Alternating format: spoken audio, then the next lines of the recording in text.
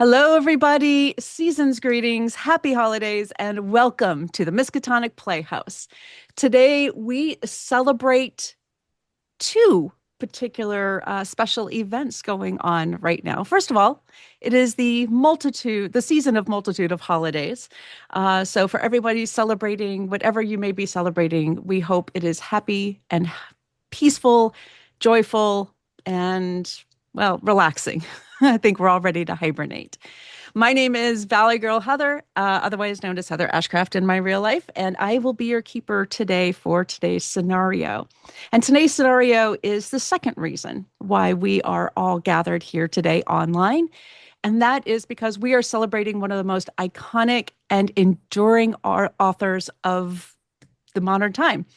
We here are celebrating the 250th birthday of the wonderful and I think still very, very relevant Jane Austen and her work, her life, and her legacy. And with me, I have four incredible cast members. But first, let me introduce the scenario.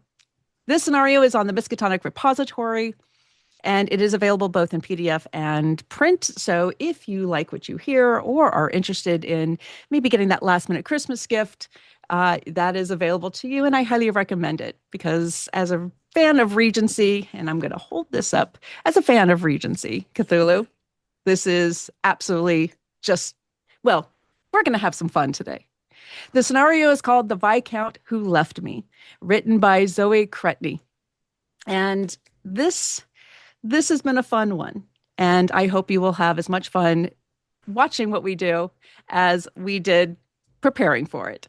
But let's get on to our players because without them, this is not going to come to life. So, players, investigators, thank you for joining me today. Thank you for joining us on the Playhouse.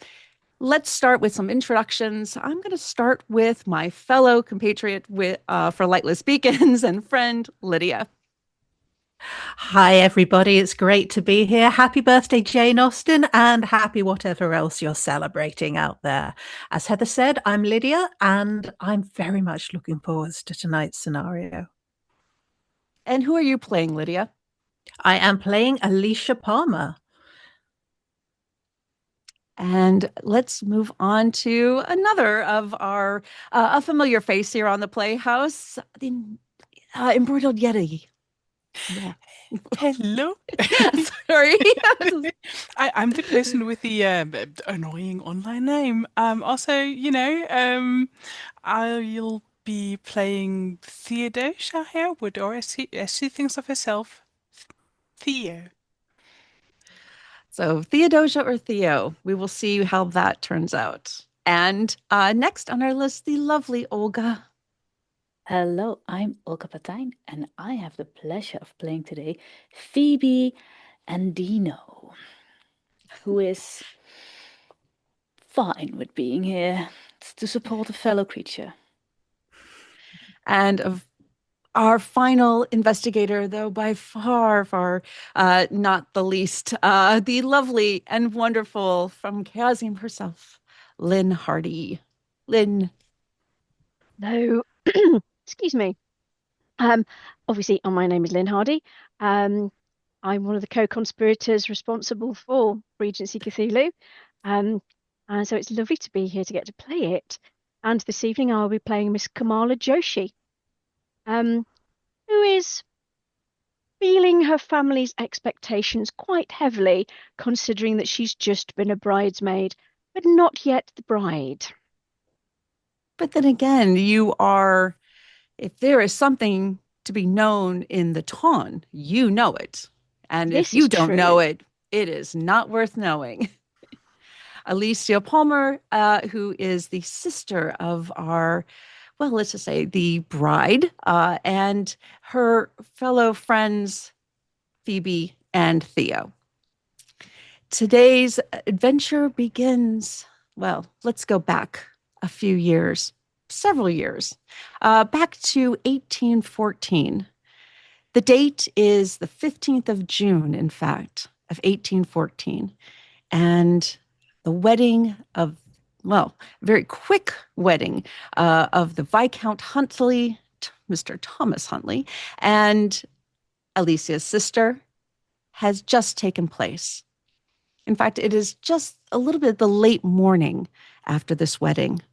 The Viscountess Huntley, newly married, has summoned all of you to her apartment. She and Thomas have taken they are here for about 2 days until it's time to move on to the family estate for their honeymoon. And you have all received this.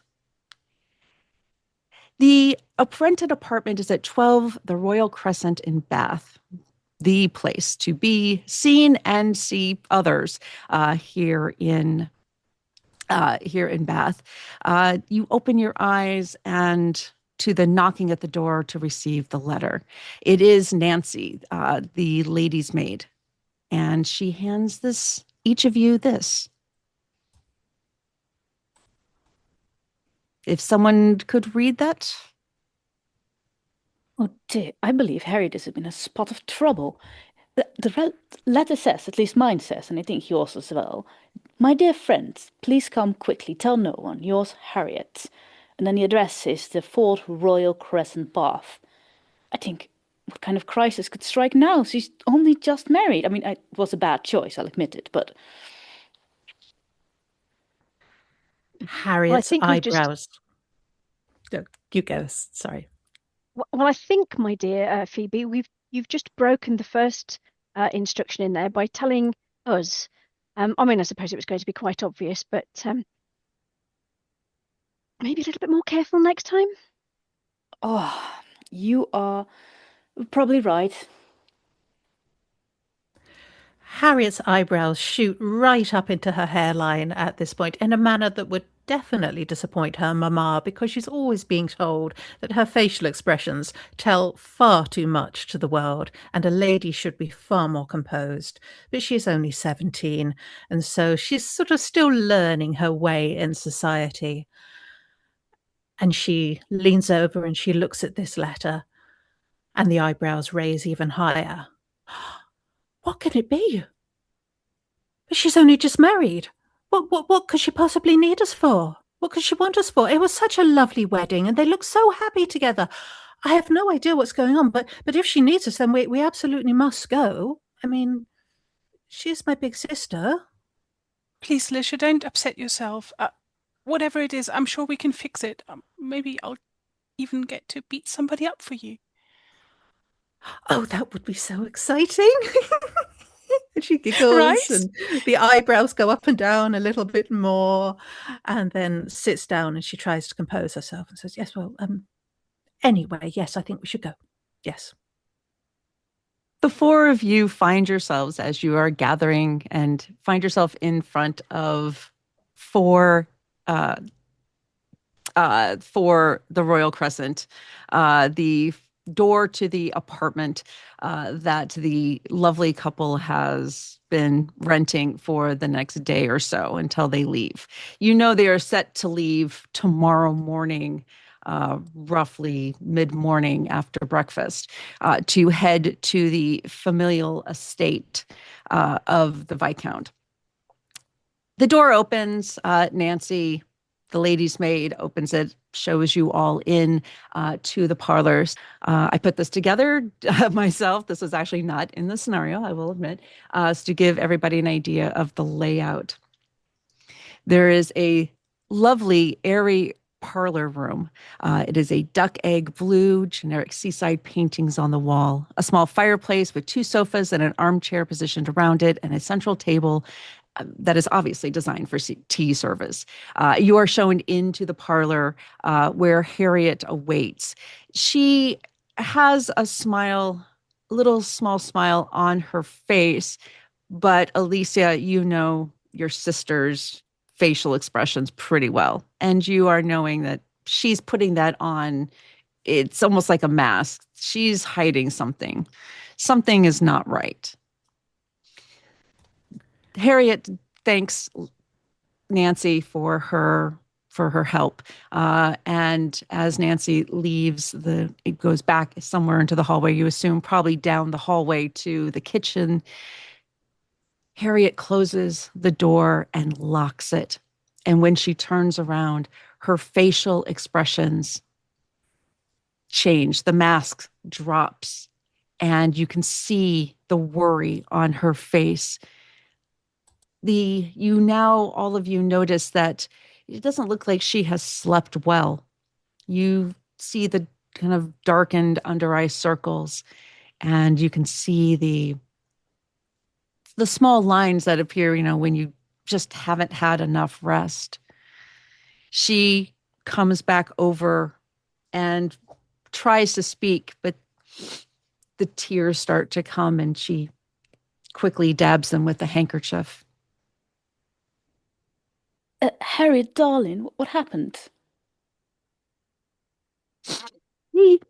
He's I think he changed his mind again, though I can't imagine how. What do you mean? Changed his mind. I don't know when he left last night. We seemed so happy, but at some point late last night, early this morning, I woke up and he was gone. It's all gone. Everything's gone. And she goes back to Everything? Has he taken everything? He's not going to come back? his belongings. There's no message. There's nothing. I don't know what to. I don't want to. I don't understand. We were so happy. Last night was so beautiful.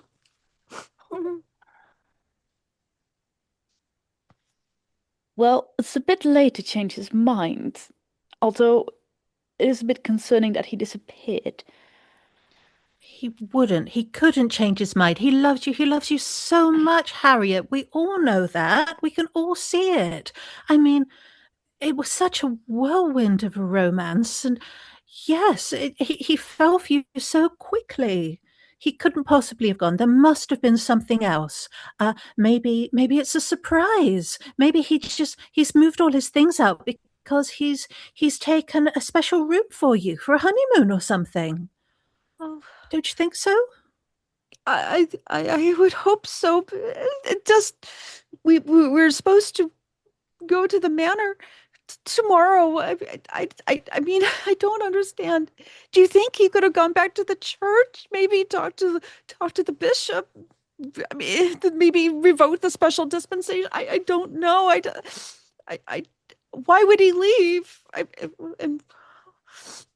he been called back to the family estate? Has he gone ahead, perhaps to make ready for you?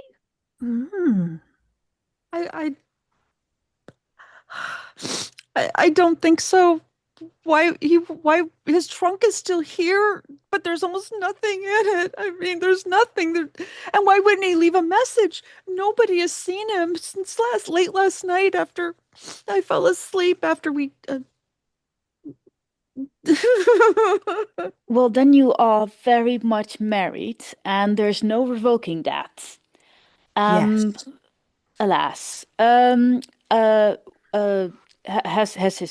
he have a servant, a manservant, that answers also to you as the new Lady Huntley? I don't know. I don't know, but oh my goodness, if this gets out, I'll be ruined.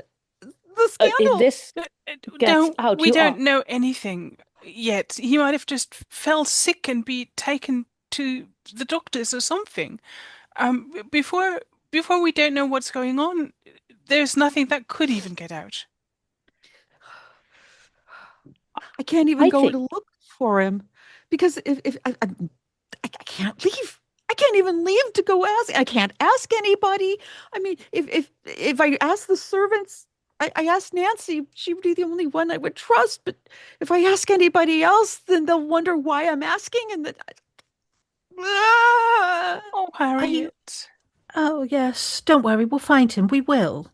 Are you absolutely sure there's no message? You said that there was a few things left in the trunk. Are you certain that a letter couldn't have, I don't know, fallen down behind the lining or something?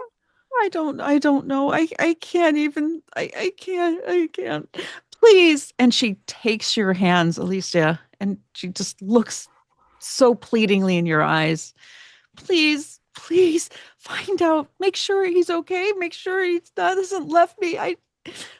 And we need to do this quietly, discreetly, and quickly because if we have tickets for tomorrow afternoon. I just oh, please help me. Do you know where his brother is? Maybe he was,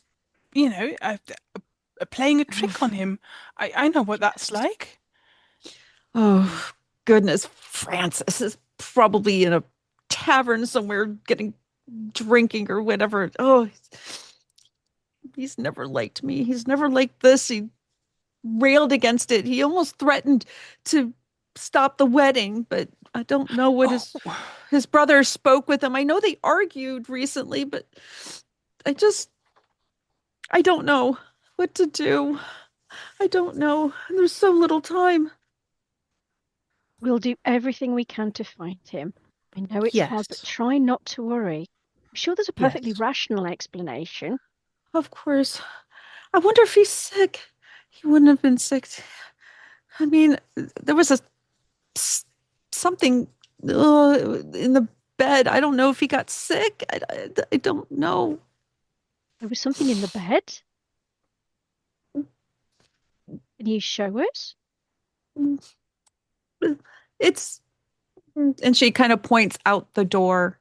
When you came in to the apartment, it's a very long hallway. You notice that the door to the immediate doors to the left were to the parlor where you're at. There were two other doors, one a little bit farther on. You're pretty sure that was probably a dining area.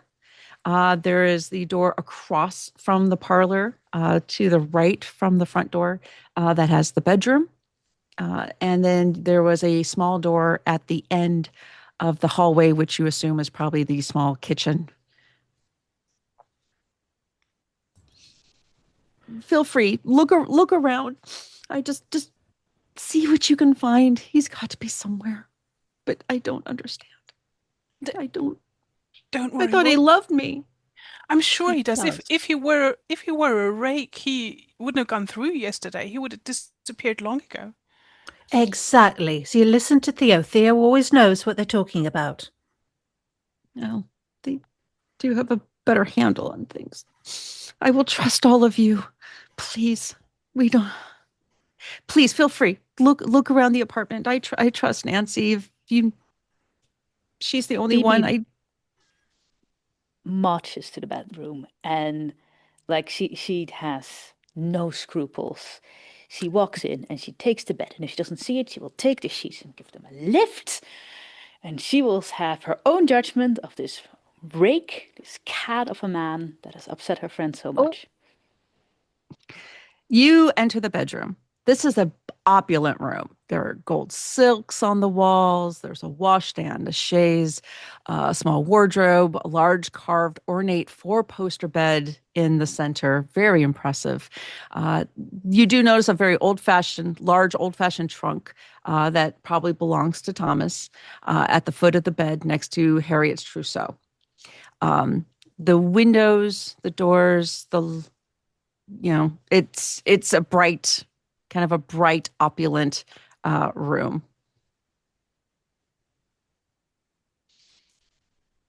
Very well.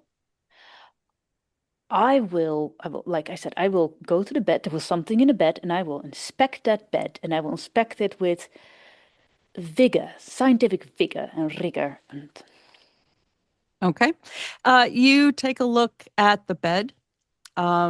His side of the bed looks like it hasn't been touched in a while.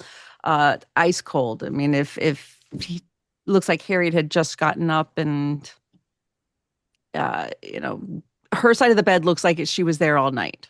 His side of the bed looks like he was there and gone. It's the only way you can really describe it. But there is a stain on the bed sheet on his side of the bed. It's kind of greeny brown, about the size of a grapefruit. It there's a smell that you're getting when you Oh, lean in a little closer. It's a bit musty, kind of dank. Not if he had had, say, an accident in the bed, this is not coming across like that. This is coming across almost like some kind of icky brown swampy kind of water, would kind natural, of that. would my studies in the natural world help with Yes, identifying the smell? Then I will roll, absolutely. and I will roll a 6, as I've recently conducted a study of swampy waters. Wow. Yes, very much. It's almost as if somebody scooped up some kind of like a scoop of like mud from a swampy, wetlands kind of area and just kind of smeared it on the bed sheet. That's definitely what you're getting. And if you could please roll me sanity, please. The first of the game. That was fast. Well, smelling. And I didn't make it, despite my 75 sanity. I rolled an 80 over 75. Well, This is the just most what eldritch pun scum I've ever seen. It must that be is quite what intense. 1 point of sanity loss. So the first sanity loss of the game goes to Miss Phoebe and Dino. Yay. What is everybody else doing while Miss Phoebe is losing her sanity on the natural world? I think Alicia blushes a bit when Phoebe is sniffing the sheets and just thinking, okay. Don't recommend and it. the eyebrows go up and down again a little bit more. But I think she busies herself with looking at this trunk and seeing, as she said earlier, if there's maybe a rip in the lining where a message might have fallen through, or just anything that might have been missed. And what's still left in there is the other thing. Yeah. Okay, so you look through the trunk, and two things occur to you. One, it seems very empty for a man who would be planning to be, for a trip. Um, all that's in there is his wedding clothes, of a spare pair of undergarments, socks and whatnot.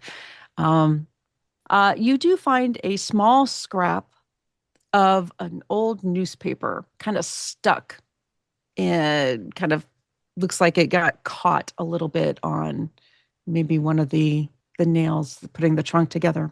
It's the trunk is fairly old, and so is this newspaper. I snatch the wedding clothes out of Alicia's hand and go through the pockets if it has any. You go through the pockets, and unfortunately, there is nothing there. Everything is empty. It's everything feels very cleaned out. Either he didn't really bring anything, or he took everything with. Oh, look what I found. I found a piece from a newspaper. Oh, May we see it? At Yes, least you yes, can of course. And she smooths it out and brings it over to the others and reads it aloud. does that say 1716? This is like 100 years old. It Oh, is. yes, it is. June the 16th, 1716. Anyway, we commence this edition by regaling you of the recent tragedy at Perrymead House with the unexpected passing of Viscount Ambrose Huntley. Formerly a very sociable member of the town, the young noble died at home, cause unknown. He has not been seen in Bath for the past 3 years, confining himself completely to his quarters. Prior to his confinement, he became the subject of gossip after exhibiting some very peculiar behaviours in public. The latter years of his life being plagued by rumour of witchcraft and curses. His sister Agnes Huntley is quoted to say, "We are deeply affected by the sad passing of my dear brother. Agnes's son is now due to inherit the Huntley estate. Funeral details to follow. My goodness. Ambrose Huntley. A relative? It must be, right? Yes. A great grandfather, perhaps? Grand uncle or... Does Yes, the I suspect trunk uncle. look old enough, like, it might have been Ambrose's? Does it seem like it's like a family heirloom? This paper looks like it, it's the trunk itself is quite old. Yeah, the trunk itself. The And trunk like, could itself this just have been stuck in here for that long a time, as opposed to, somehow slipped into Thomas's pocket? It's hard to tell. I mean, it wasn't in his pocket, so it was found kind of tucked in partially to the liner of the trunk. So it's hard to say. Well, I mean, it may well be, given the age of this trunk, that this is a trunk that's been inherited in a not dissimilar manner to the title. It Oh. may just be coincidence, although It's always been one the never likes to Viscount's read trunk. about witchcraft and curses, particularly Yes. not when the current Viscount has just vanished. I suppose anybody's heard of the Viscount or his brother exhibiting strange behaviours in public, have they? If anyone heard, it was Does Kamala know anything about this? Kamala knows that Ambrose Huntley is definitely somewhere in, in the direct lineage. He goes back quite a bit. The Huntley family has been part of the Tawn since pretty much the family, its inception. They hold a small but significant estate not far from the town center, in Bath. They At this point, the only information that you know offhand is that Thomas's half brother is his half brother. Thomas's father died before he was born. Very, very early. In fact, very, very early. The half brother is through the mom. The Dowager Viscountess remarried a Mr. Lord Fable, and that he was elderly, not the most pleasant of men, but he lasted long enough for Frances to be born in a few years after. Frances and Thomas have never really gotten along. They're very different in their personalities. The Viscount was a sworn bachelor. Like, he was probably one of the most eligible men in the area, but he, for the longest time, up until meeting Harriet, was an affirmed bachelor. He swore he was never going to be married. And then all of a sudden, he and Harriet were courting, then they were off, then they were seen together, then they were on, and then they were married. I mean, it was just this whirlwind timeline for him. It's set several tongues within the Tawn wagging. So it's definitely been a topic of conversation, of rumor mill. Francis, as the younger half brother, has never really been well received within society. He has a very abrasive personality.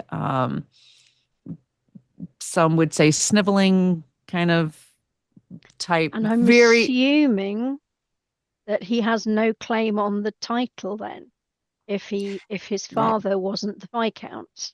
Yes, that is also true, and that seems to be a sticking point as well. Thomas is, as the heir, is the golden child. His mother dotes on him.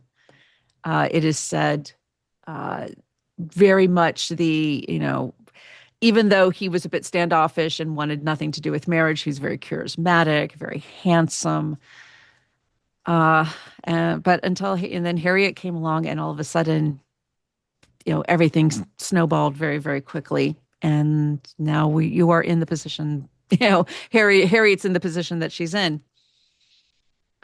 Well, well, my dear friends, not wishing to gossip, but I could see a reason why Francis might wish to do away with his brother or sour the marriage and drive a wedge between the couple if he were heir to the estate and the title. Obviously, his brother marrying would provide yet another heir and push Francis even further away from what he may deem to be his inheritance by right, or something that he may covet and crave. But the fact that he's not even eligible to inherit, having had a completely different father, as snivelling and abrasive as the man might be, can't see any reason for him to have a hand in this mischief. There's no gain for him, really, other than ruining his brother's reputation. And let's face it, if you have enough money, you can pretty much get away with anything.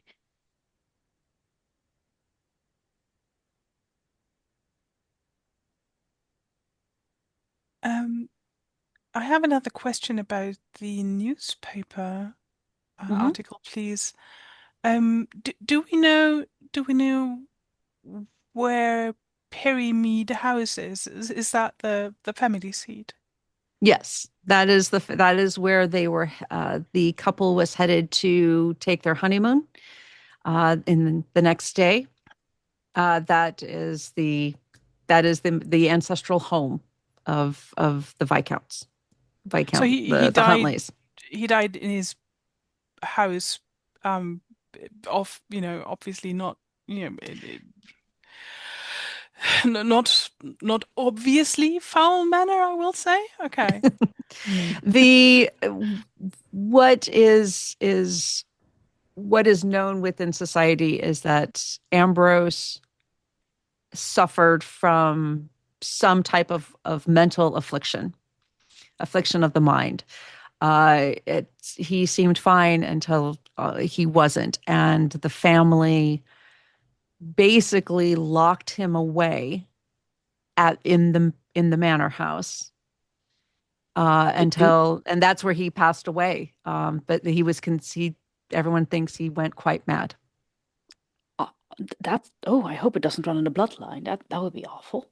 I'm thinking that's what he might have been afraid of, though. Don't you think? I mean, Yes. first he never wants to marry, and his own father, having died so young, obviously that's one way of escaping hereditary disease. Although I cannot imagine that's a way you'd like to. But if anything, this seems to be the best lead that we have right now, that he was scared of some family affliction befalling him, and that he Yes. doesn't want to have Harriet involved in such unfortunate things. But Harriet's perfectly sane, and I'm perfectly sane. So, I mean, I don't know why he'd be frightened. Any child brought up in as loving a manner as any child of Harriet's would be, with an auntie as sane and sensible as me, and other aunties like you three to be there as well for any son or any daughter, then what could he possibly be afraid of? It's I not don't want to logical, shock it's cowardly. you. Oh, no, I mean, Theo is completely right. They've hit the nail on the head there. But surely, if he wanted to avoid any risk to his offspring, he probably shouldn't have consummated his marriage. Exactly. Although a lot of girls think they consummated and done something completely different, as our education on this is severely lacking. Alicia, one day when you are ready, I will have the talk with you, and you will promise me not to cry. But I don't right think now, I want to know. I don't think I want to hear any more. That is okay. I will lock you up in a room when you're ready. Until then, I want to see if that man has escaped through a window. If he's ponds coming around, he may have left footprints. Also, I believe I spotted a pond in the garden, and I will inspect said pond if I do not find any footprints leading out in a different direction. For the sake of time, I will say this. You all kind of split up and look around the apartments, the dining area, the small kitchen. It looks like Nancy has gone. If you go out the back door, there is a small park like area that leads to kind of a back road for for the servants and whatnot. Excuse me. You don't find any signs of footprints or foul play or anything out of the ordinary. The windows on all of the throughout the apartment are in perfect order. Nothing's been opened, nothing's been changed. Did is there any way we could find out how Thomas might have left? Did they bring their own horses, I presume? So is his horse gone? They if being in town, they would probably have hired a carriage. So there's that. That the church that they were married at is fairly nearby. They would probably have family records for births, deaths, things along those lines. If for that purpose, that there are probably several taverns, several tea houses. There's a library. There are several. There's several options. Kamala, by any chance, if you were a drinking ruffian with poor taste who was sniffling, where would you go? Where would I go, Keeper? There are a number of taverns. There are also gentlemen's clubs, which you know very well that a lady is A, not allowed, and B, would never try to force their way in because that would be a horrible way to to destroy your reputation. But there are several, tea houses and taverns that would be a little bit easier to access.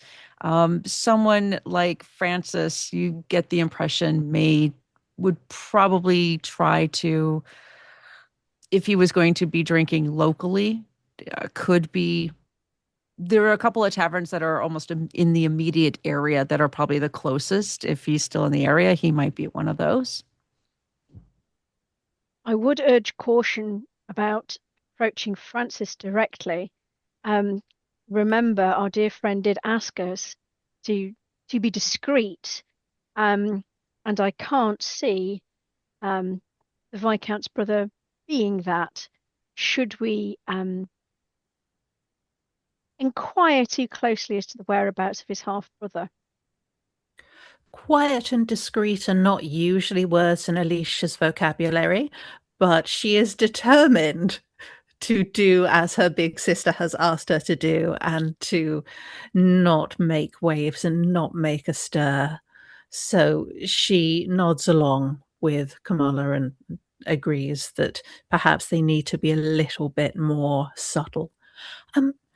Maybe we should go to the church. Maybe we should ask the bishop.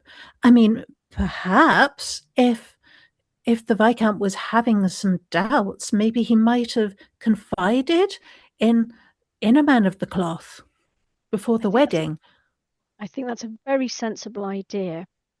The only other thing I can think would be to inquire with the carriage companies to see if there have been any carriages hired recently to attend this address, or any changes made to any bookings, which we could disguise under the guise of checking to make sure that all of the arrangements are set for tomorrow. Yes, that's very clever. Brilliant. Yes.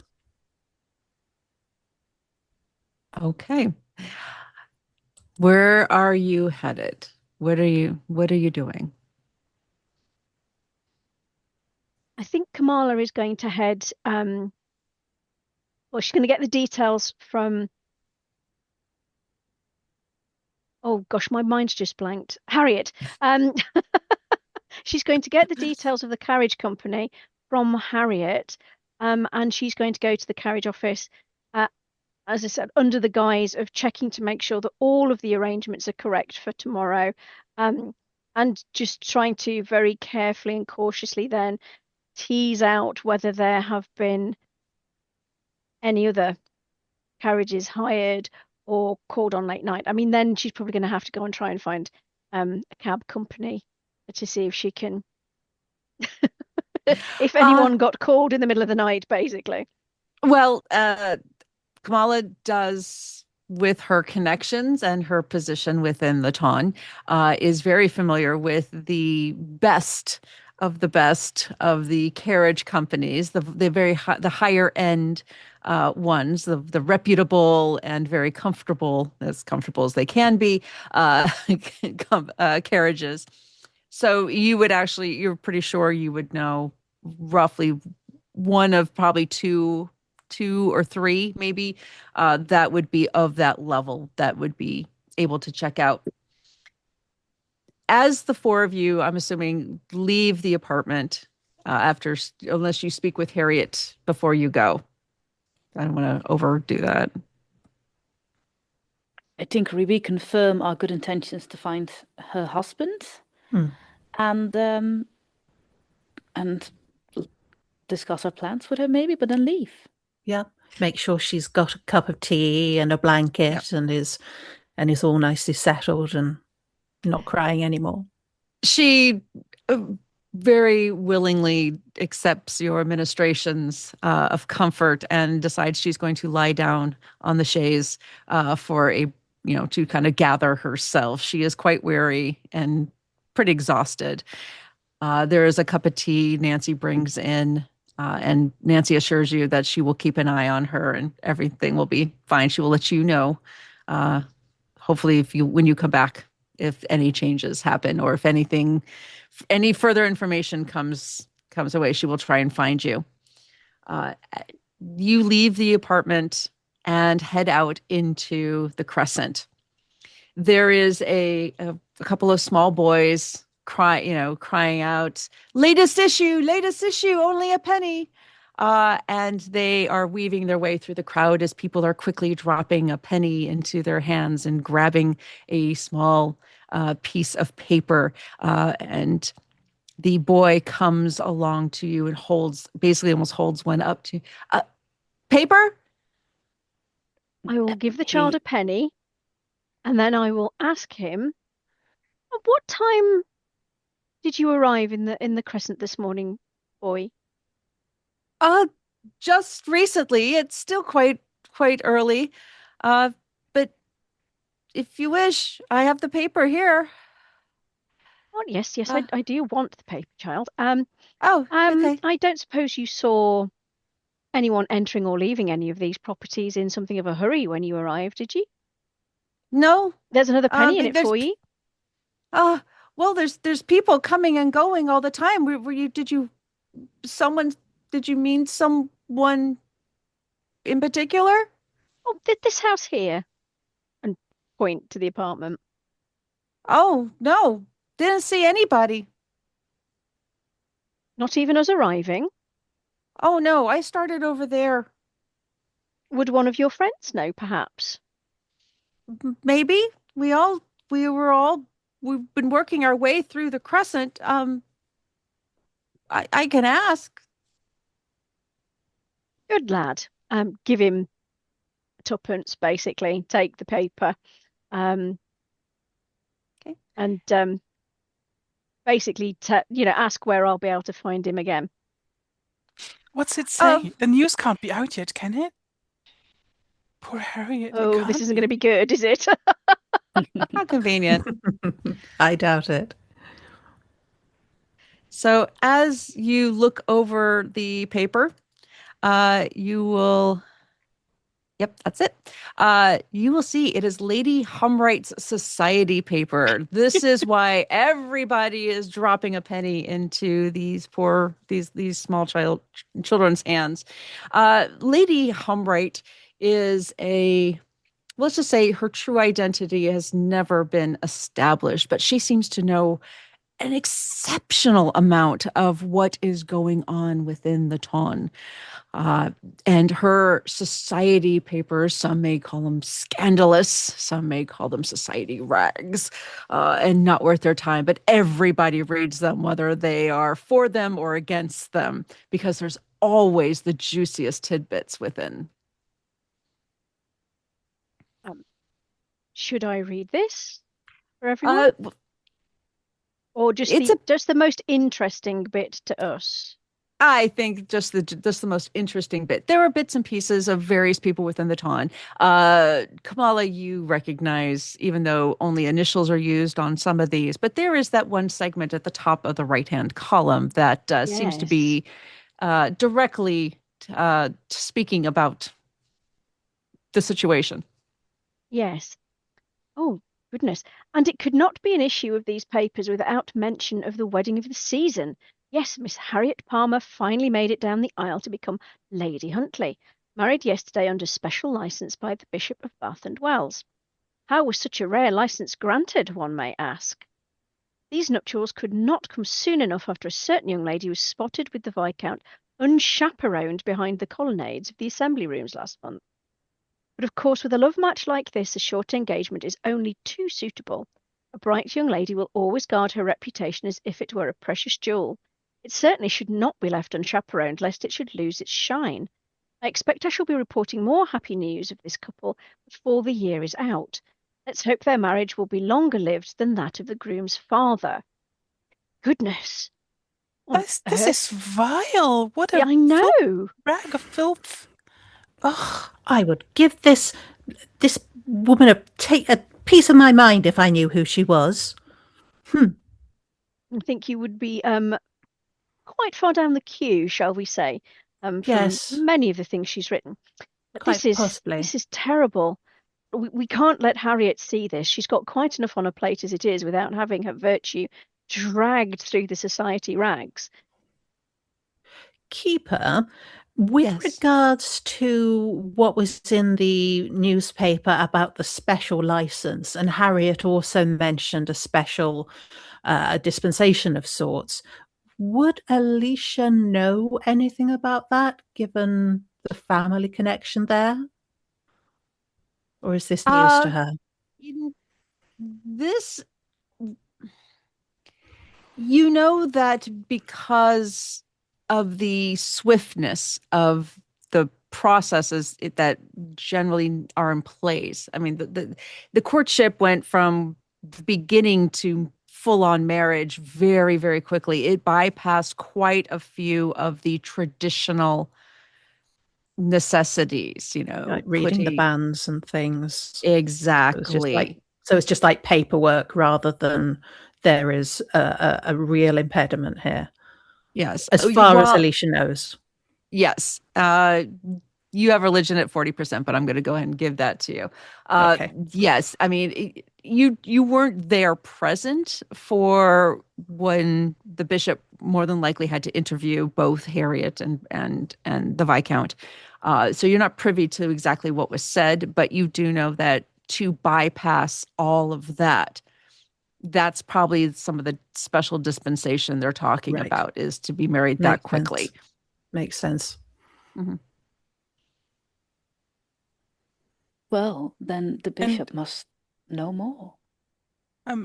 Also, is this something that Alicia would be aware of her parents having pulled any strings, or was it all on the Viscount's family side that was done? More than likely, it was probably the Viscount side. Generally, they would be the one because of everything. Pulling the rank.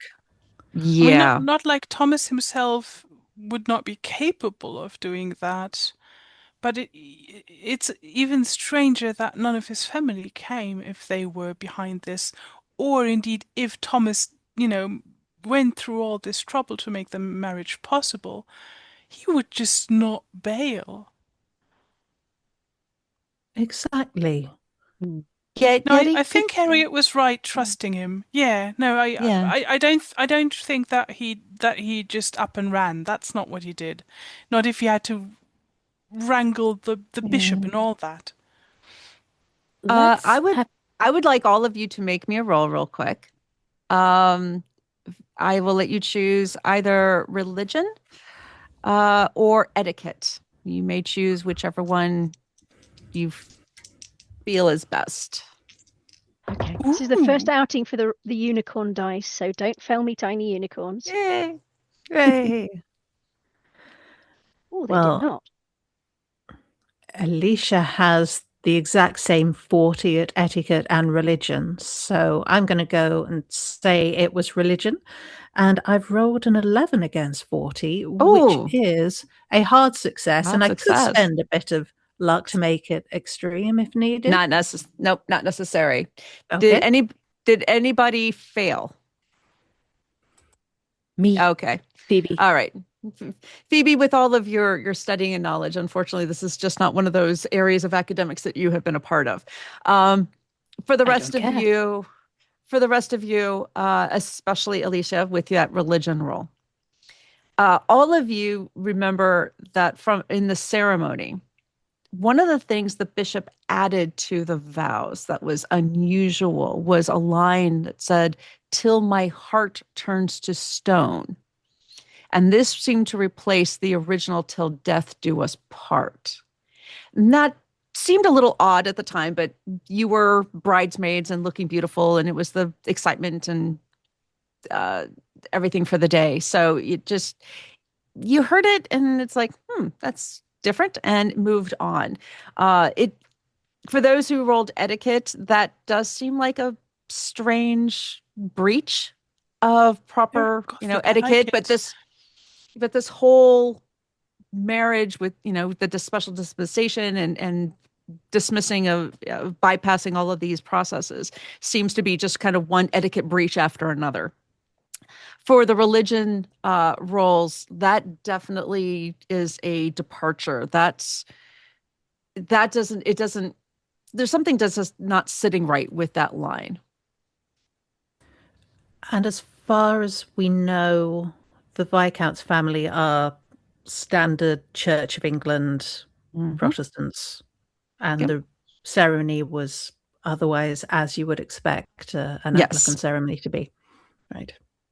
Yep. But that all stands out in your mind Mhm. Hmm. for those who made it. All right.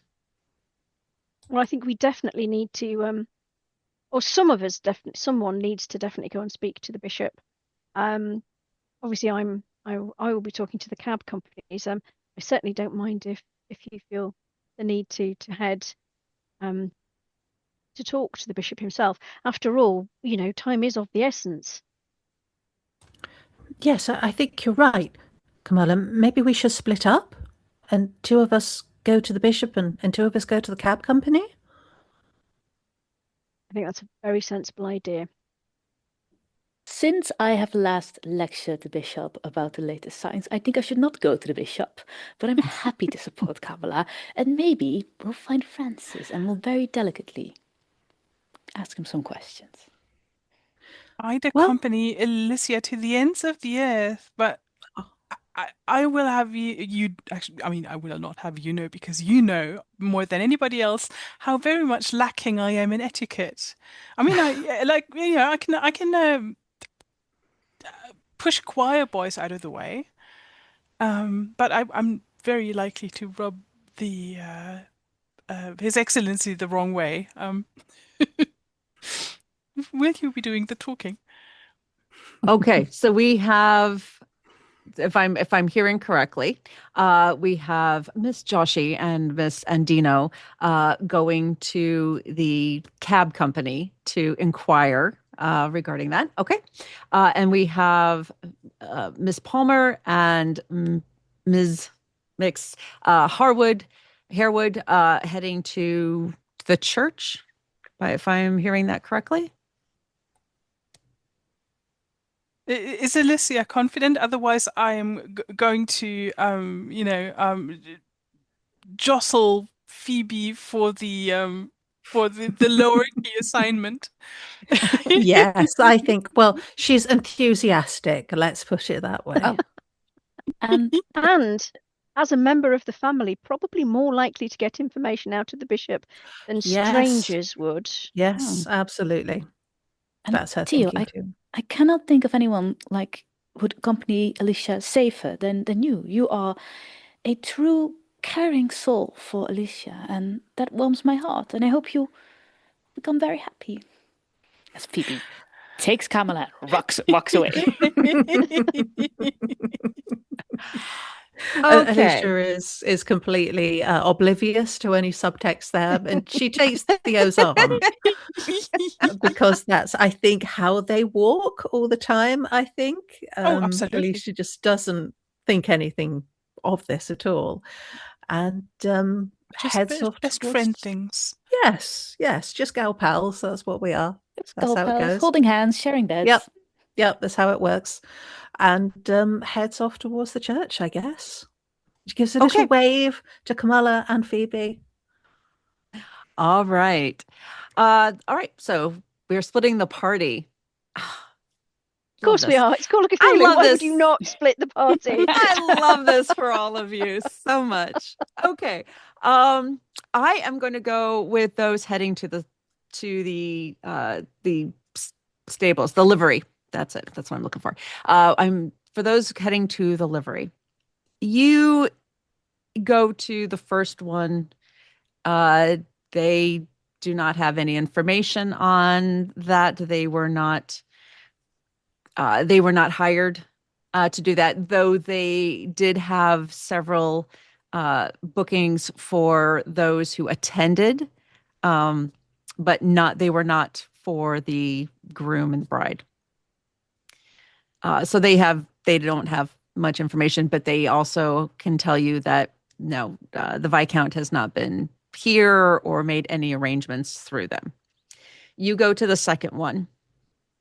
Same information, roughly.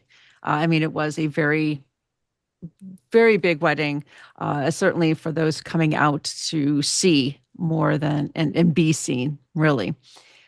So same information. The third one you are heading to, you notice a gentleman, fair-haired, with a little bit of a surly look on his face. He's slender and moving at a fairly quick pace as he's coming out from the livery. You, especially Kamala, you recognize him. This is Francis. Francis Fable. This is the groom's half-brother. Oh, And this is too good an opportunity to miss. Yeah, he seems that he is walking. Let's just say he's walking with purpose. Lord Fable, how excellently. We were introduced at the wedding. Yes, it's me, Miss Andino, and Miss Josie. Oh, it's so good to see you. Of course, as yes, gentlemen. ladies. It was also proper etiquette that the gentleman would walk with the lady and never would assume that he would continue his course. So I am fully abusing that. What? Why, yes, ladies, it is Miss Joshi, Miss Andino. It is absolutely lovely to see you both. Forgive me, I have been very preoccupied. It's been a very, very busy week for our family, as you know. Yes, were you Harriet making arrangements to go home? As a matter of fact, yes, I headed back to the manor shortly. I just need to finish a few errands. There are a few things I'm finishing picking up before I leave. Could you both make me psychology rolls, please? No. Maybe. Oh, actually, 14.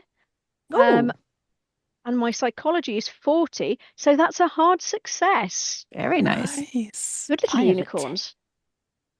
I have a 10, and my psychology is base value, so also a hard success. Wow. Okay. Fabulous. Both of you, he seems very jovial, like almost a little too jovial. Uh, it- yeah, there's something else going on. You're not sure. You feel a sense of like there's a worry. Rushing, like he's really trying to kind of rush through. His eyes dart kind of around you every now and then. He's trying to be the polite, do the polite societal image, but there's a lot more going on there, and you almost getting the sense that you're holding him up. Excellent. Good. Oh, Lord Fable, I was wondering, were you traveling together with Thomas and Harriet? No, my brother and his new bride, of course, need their time alone. I'm sure that they do not need me to intrude or anyone to intrude on anything going on. And how very civil of you, Lord Fable. Most considerate. I didn't think that you would be leaving quite so quickly, though. Does Bath not have sufficient delights to hold you? Oh, there are just so many things to do. There are still responsibilities that need to be taken care of, and unfortunately, with time of the essence, I just need to get things finished and get back to make sure everything is proper and in place before time runs out. Ladies, it really has been absolutely lovely, of course, to see you. And I don't mean to be rude. Unfortunately, Oh, I you are am not. under. Just walk with us. We're gonna go and have hot. You can tell all about your important business. I always love listening to a man talking about his important business. Oh, really? You do? Yes, I would be Um, delighted. What is oh, it? I mean, do you manage the estate? oh no. Well, my brother obviously is the Viscount. And, he is in charge of the homestay. Our mother, who is off visiting a friend, was not able to make it back in time. Obviously, the time frame was very, very quick. I appreciate that my brother fell in love and decided to marry finally. But there are still responsibilities that must be done. I mean, and Like? when Please elaborate. uh, really, it would bore a lady such as yourself. I mean, it's really not of any importance. I mean, you should be enjoying yourself and around Bath, and everything will But be, I'm sure, just fine. how could I not be enjoying myself when I'm listening in a rapture to you? I mean, my dear friend Miss Andino is quite correct. Um, we are both fascinated by the mechanisms of management for large estates, and you would be doing us a great favor um, by outlining what those are for us, because obviously we are both of you know marriageable age, and while I'm not suggesting anything, Lord Fable, obviously it it would behoove us both to um make sure that we are fully conversant with a potential husband's duties in such respect, in such that we could then support him properly as a wife should. Wow, you're I am good. trying to Oh, charm him all into right. spilling the beans. Give me a roll. I'm playing on his Give vanity. Give me a roll. Oh no, my dice have just failed me. That was 93 and my charm is Oh. 70, so no. How will you push that, Lynn? Oh dear. How will I push that? Um, I will I will just get more and more simpering. And looking to my good friend Miss Andino for support here. And Um, I put my very inappropriate with my hand on his forearm and say, as you know, my father has passed, and I feel so underprepared. Would you please enlighten us? Um, okay. I think I he's mean, got this to is going make to a go very couple of badly. dear, oh dear. Um, okay. Yes, I need to think. I need to make a couple of rolls for our dear friend Francis. One moment. Let me just get that sheet. Okay.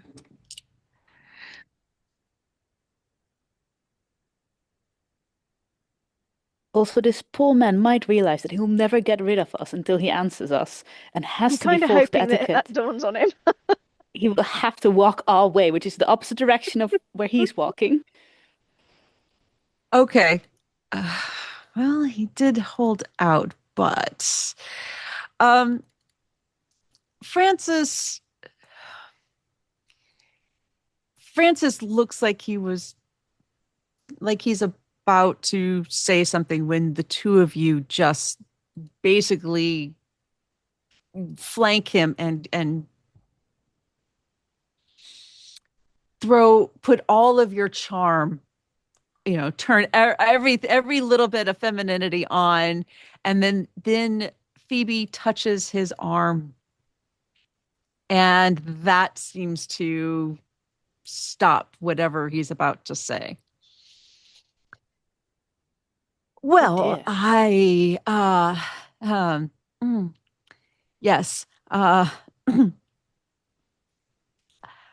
Well, ladies, if you must know, my brother and I have had a few disagreements on the future of the Huntley name and line, and I, while he is otherwise occupied, I I am going to I think it's time for a fresh set of ideas to be put forth, and I am taking care of a few things that will allow me to have just a little snippet of some power.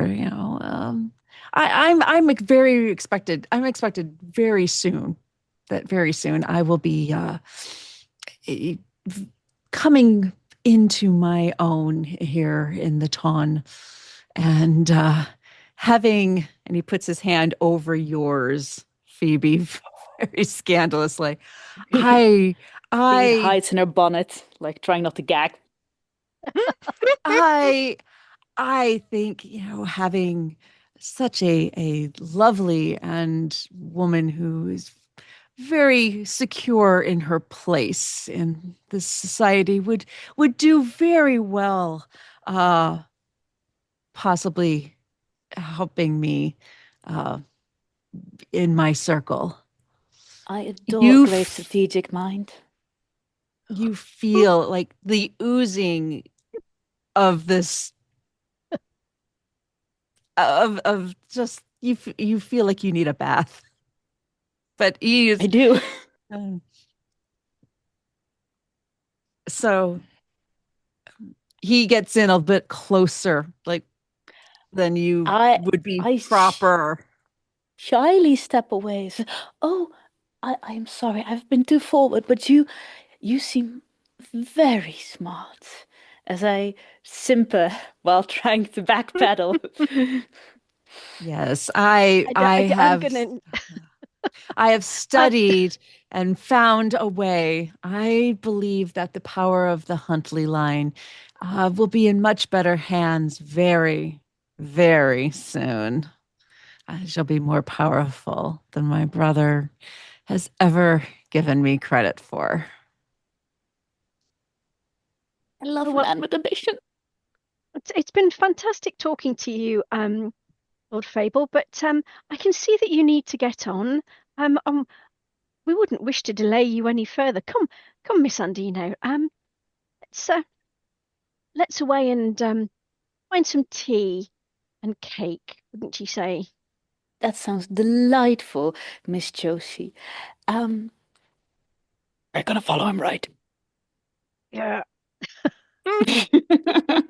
Ah, well, if you must go, of course. And he almost very quickly, almost abruptly pulls his hand away, and his expression and demeanor changes. And he becomes very almost cold and standoffish, and his all of the jovialness leaves his face, and it almost gets very cold and hard. Look, yes, well, of course, that would be expected. Good day to you, madams. And he very almost rudely just turns and walks away. That is a very strange man, Phoebe. Not He to be is. trusted. I may have made a Abs mistake in ruling him out as a perpetrator in this whole affair. I think he's insane. But I think that's a very I good possibility. I love a puzzle. I know you do. All right, where the two of you going to head after this? Um, are you going to still check with the last of the deliveries? While I would dearly love to, I think Phoebe is right. I think we need to try and follow him to see where he's going. Okay. All right. I will get back to you two shortly.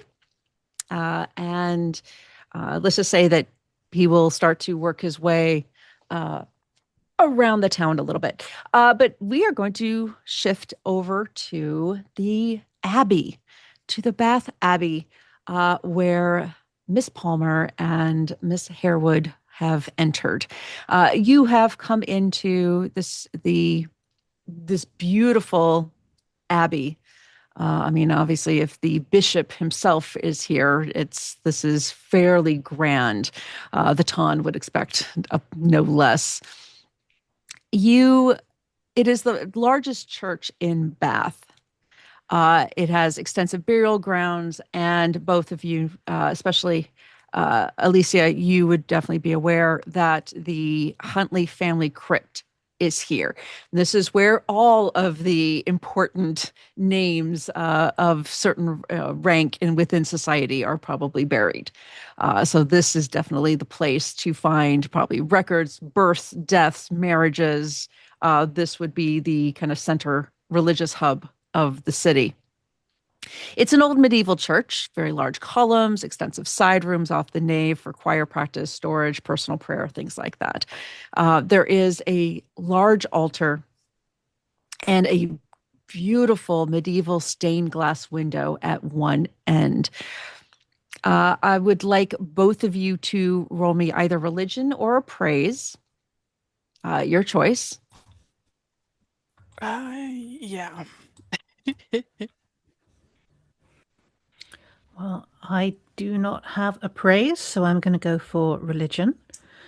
And it's a very good thing that Alicia is here in the Abbey, because if she'd have been with the other two, the eyebrows would now be in orbit, I think. And that is, unfortunately, a 76 against 40. So that is a miserable fail. Well, I have neither, and I assume they're 5 base, and I rolled a 35, so no. Oh, okay. Well, you both of you notice that there is some type of stone figure above the altar. You're not sure what it is. Has a very strange face and a kind of open mouth type of expression. I could totally Looks like, run natural world against it. you know what? I will give you that. Please do. You. You know what? If Alicia, if you want to try that one too, but yes, please do. That's a 650. That's an extreme. Oh, yes. Okay. Then I'm going to combine a couple of things here. This is what you would think would be a gargoyle. I mean, it's a stone figure. There are wings. It's got kind of this screaming face to it. But what's different about it is that gargoyles like this are, and it's strange that you didn't quite catch this at the wedding, but with everything going on, it may have been covered. But it's very clear to you now. It's a screaming bird-like, but a woman. So, which you don't generally see this type of figure as a gargoyle. It's from what you have read, this looks like some type of mythical creature. You're not entirely sure what, but it's definitely not where some gargoyles, while gargoyles are not necessarily natural, they tend to follow some of the more natural, like bird, bat kind of structures. This one is not. This one is different. Isn't it amazing? I wish I could have one of those instead of the lapdogs that Mama likes so much. It would be wonderful at frightening all those suitors away. It reminds you.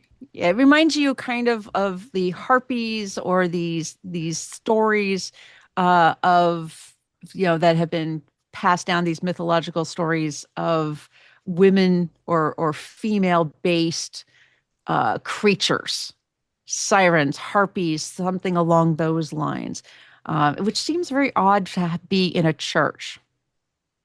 It's very unusual, which isn't to say I don't like it. I just think it's an odd choice artistically. Yeah, I've never seen one like that in a church. I mean, yes, St. George's Dragon, maybe, but this is something else.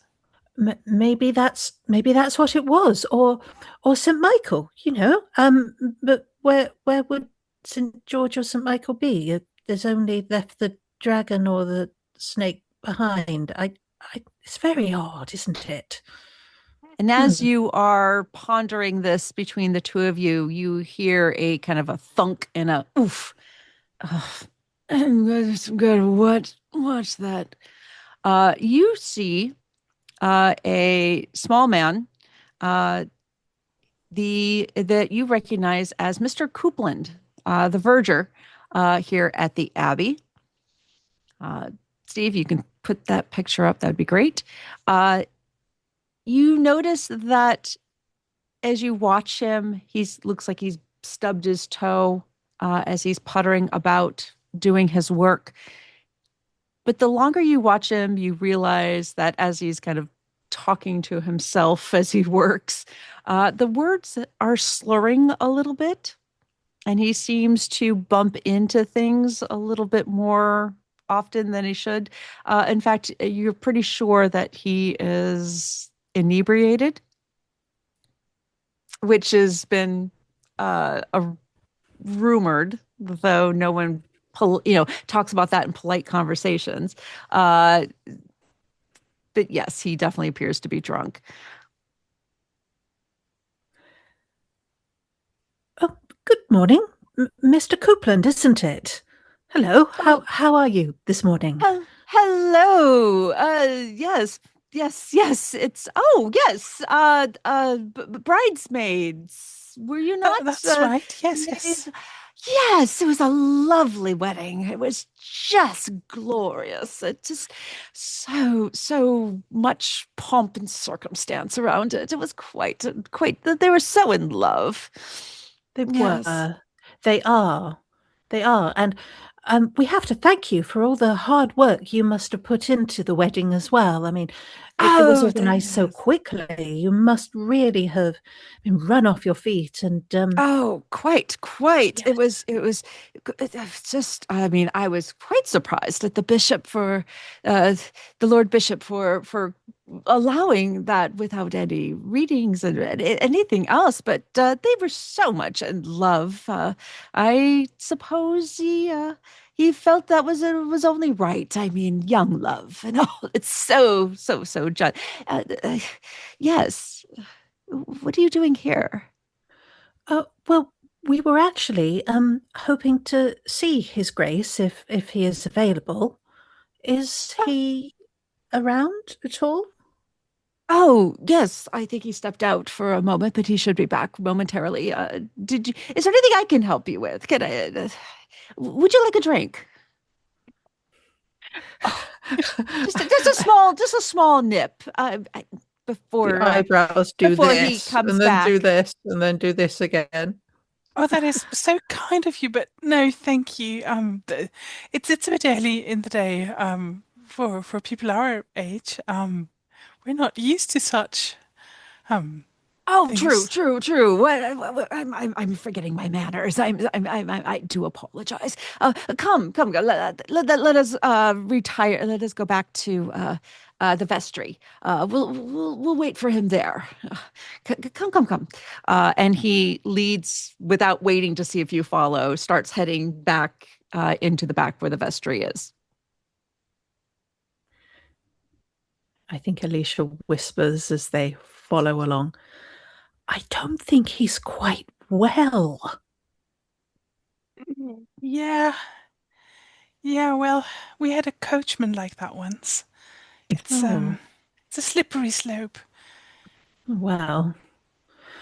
Uh, well, I suppose he must know what he's about. I mean, it must have taken a lot of work yesterday, but yes, you're right. It is a little early in the day, isn't it? Yeah, you'd think this isn't as stressful as a position, maybe oh well, what do I know? He didn't sound as though he quite approved of the way the wedding went about. Do you think we should speak to him a little more after we've spoken to His Grace? He certainly seems, um, to have a looser tongue than we should have Hmm. had reason to hope, so we might as well make Yes, use of that circumstance. yes. I wonder if we could. Well, I mean, it would be terribly scandalous. We couldn't possibly go and buy a drink for him or anything. That would just be. My mamma would have a fit. She would. It would be terrible. I couldn't possibly. And as you enter into the vestry, you notice that Mr. Coupland is already over at the cabinet, and you see a couple of small barrels, Oh, is very he into small the barrels wine? of the communion wine. And he goes to one that's a little off to the side, and you see him unstopper it and very carefully trying to not splash it all over the place as he pours it into. It looks like possibly one of the chalices that they used during the service that has been picked up off uh, the Well, the shelves, and puts it back and stoppers, and he's turning around and taking a sip. He looks at you. Oh, my apologies, my manners. Have I offered you? Would you like one? A little nip for It's too the kind of you, but thank morning? you. No, we're just waiting for His Grace here. Of Um, course, of of course, of course. course. now If there's I anything I can help you with, I'm happy to do so. now I don't And have psychology, and I don't know if there's any way I could tell, but it doesn't seem like he's had a fright or something that makes him need an extra drink today, right? mm, No, This is he just his he. ordinary routine. You're pretty sure, yeah. I think Alicia gives a very reassuring and charming smile and says, well, I heard that people come to Bath to take the waters, but didn't our Lord himself turn water into wine at a wedding? I think you should treat yourself. Yes, I think you should enjoy yourself.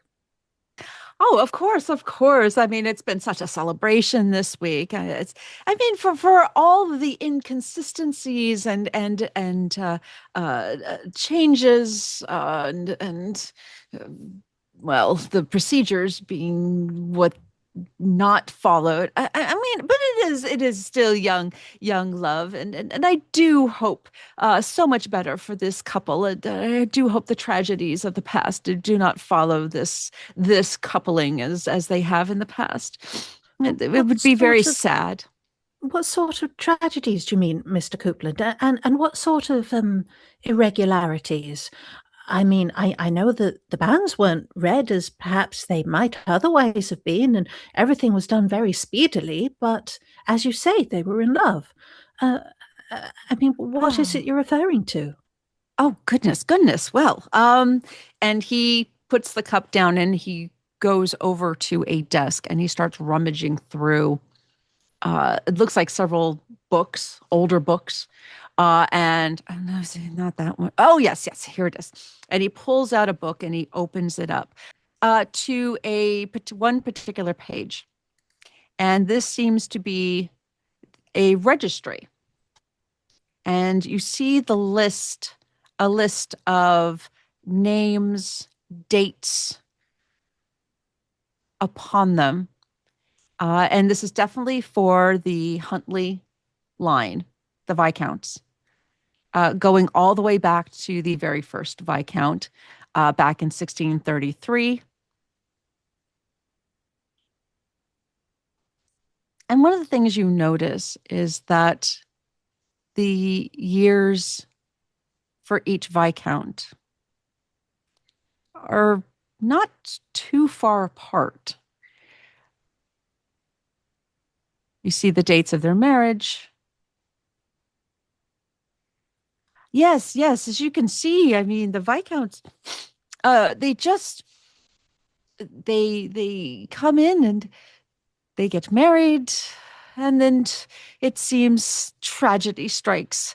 It's the poor family. It's almost like a curse. It's awful. Ever since poor Ambrose, I believe, yes, here he is. The second Viscount, no, the first Viscount, was it Rupert? Oh, it must have been Rupert. Well, one of the two. I can't remember anymore. Yes, ever since that, he was that tragic, succumbing to the illness of the mind and being locked away. And ever since then, it's the Viscounts, once they get married, they consummate the marriage. Excuse me, young ladies, but to be said, they consummate the marriage and then they die. It's just horrible. I don't know. The madness must run in the family or whatnot. That's probably why the most recent Viscount Huntley was not going to be married, but here we are. And he takes a very long drink of the communion wine. I think we exchange glances. Yes, there's sideways eyes going on, very not subtle sideways eyes. Yes, as you say, Ambrose Huntley, the second Viscount.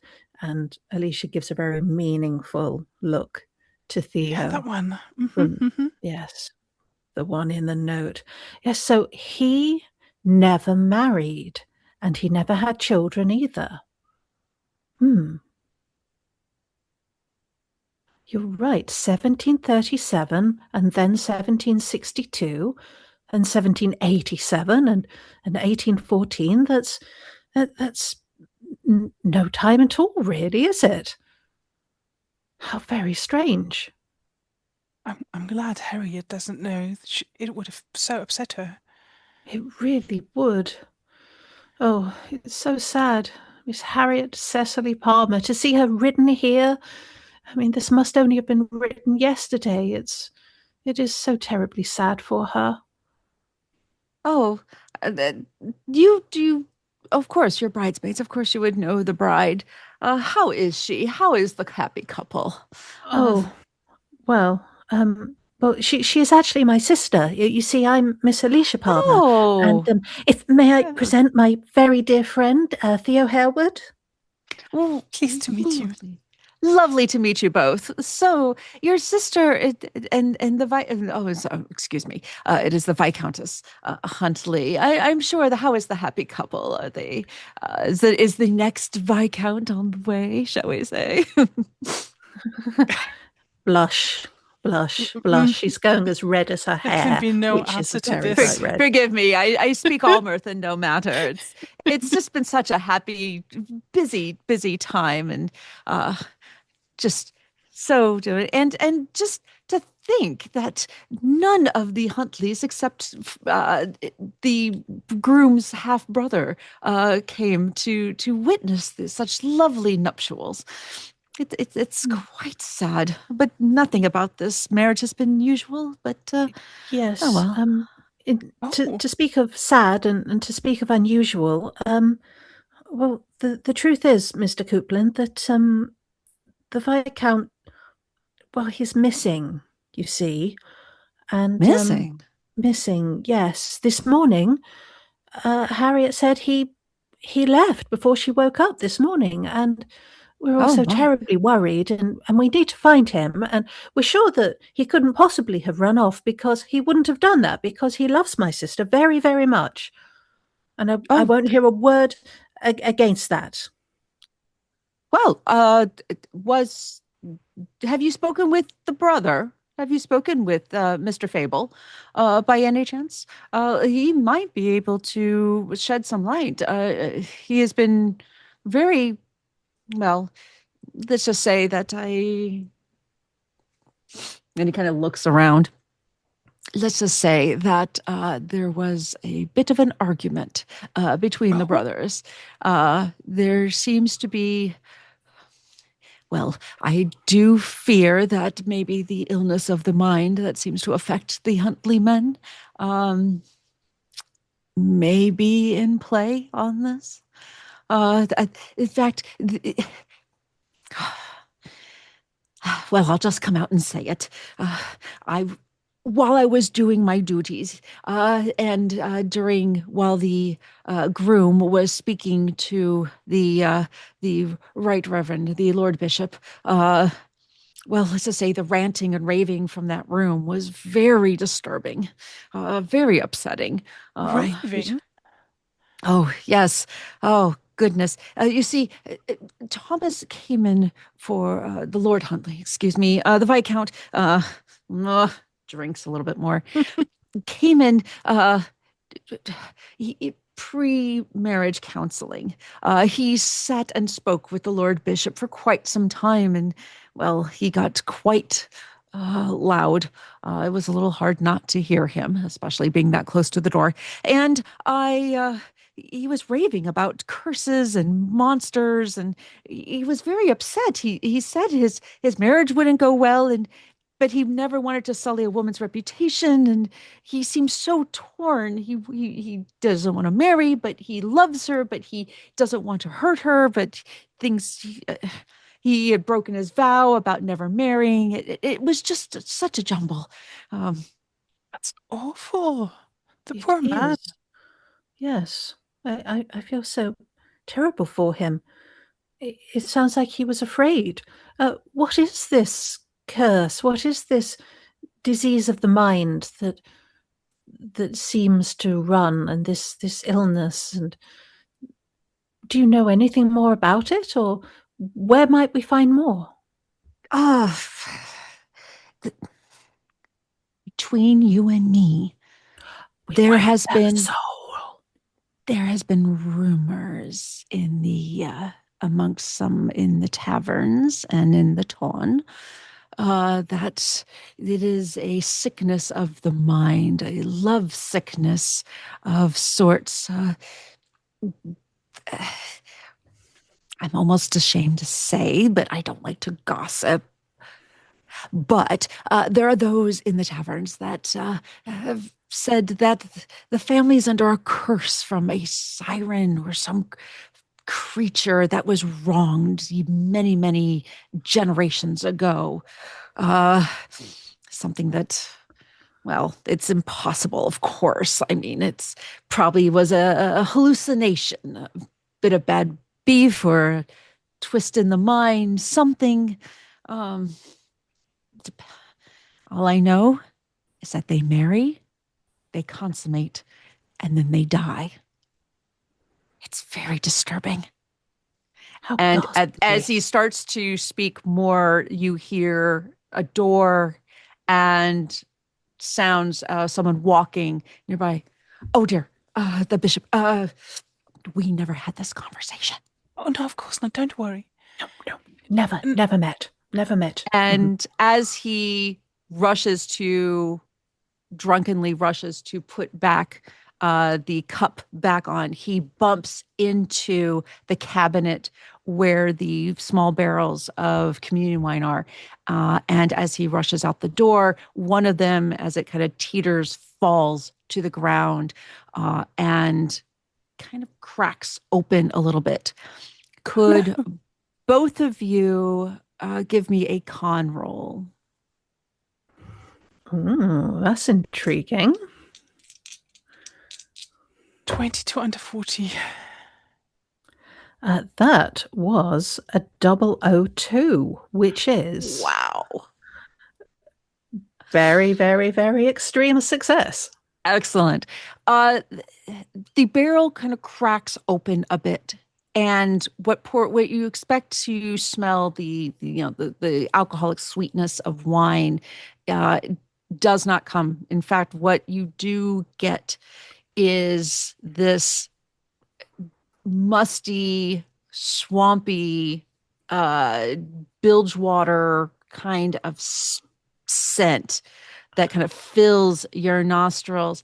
There is a little bit of acridness to it. It just kind of feels you can almost taste it in your mouth. And with that roll, Alicia, you notice something not liquid, something solid, kind of slightly poking out from where the barrel has kind of cracked open. Oh, I think. Does Alicia have time to do two things? I'll explain what the two things are, and then you can tell me whether I can do them both. Okay. I think the first thing is she would look at what's in the barrel. She'd go and she'd look into the crack. But the second thing is I think she would go over to presumably some of this liquid has spilled out at this point. Mm-hmm. And I think she would go and bend down a little bit so that her petticoat dips in this liquid to soak up a bit of it. Her first thought is she would have used her handkerchief, but her handkerchief, she loves her handkerchief. It's very lovely. It's embroidered with her initials that her mama did for her, and it's edged in lace, and she doesn't want to get horrible bilge water on it. So she will just use the hem of her petticoat instead, because she thinks if anybody knows what this is, it will be Phoebie, and she needs to show Phoebie to see if this smells the same as whatever it was that she doesn't even want to think about, whatever it was on the sheets. But she thinks, yes, Phoebie will need to know about this. So she just wants to Okay. kind of get the last couple of inches of her petticoat in this water. I will say yes to both because when you go over, you have to kind of bend down anyway to examine what this object is. So as you do, and with that roll, you obviously are going to keep the contents of your stomach because this is just the smell of this is awful. You're able to kind of let the petticoat fall a bit into the uh, blooming small pond of the sign that has been infused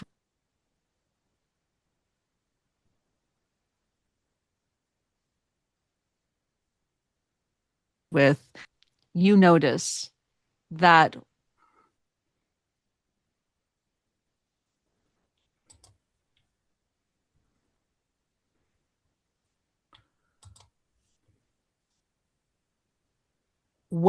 that seems to be the shape of an anatomically correct heart. But this heart is not what you would expect to be red or bloodied. It is kind of a green brown look to it. And it looks almost like this ichor that is Sorry, Heather, still. but I think I lost my link there for a minute. If you can start that description again, so that we have Yeah, it for the audience, it and so we have it froze for for me as well. Okay. What you see is an anatomically correct heart, about the size of a fist, closed fist, but it is not your regular, red pumping heart. It is a greenish brown heart with this slimy ichor kind of coming off of it, that seems to have infused into this wine, just spreading it. As you are dipping your petticoat in, you can almost feel an icy chill coming off of this thing. Theo, look at this. Actually, don't look too closely. It's horrible, and certainly don't smell it. It smells disgusting. I look at Copeland. I would like. This is not what you were drinking, is it? Oh. I would like both of you to roll me sanity, please.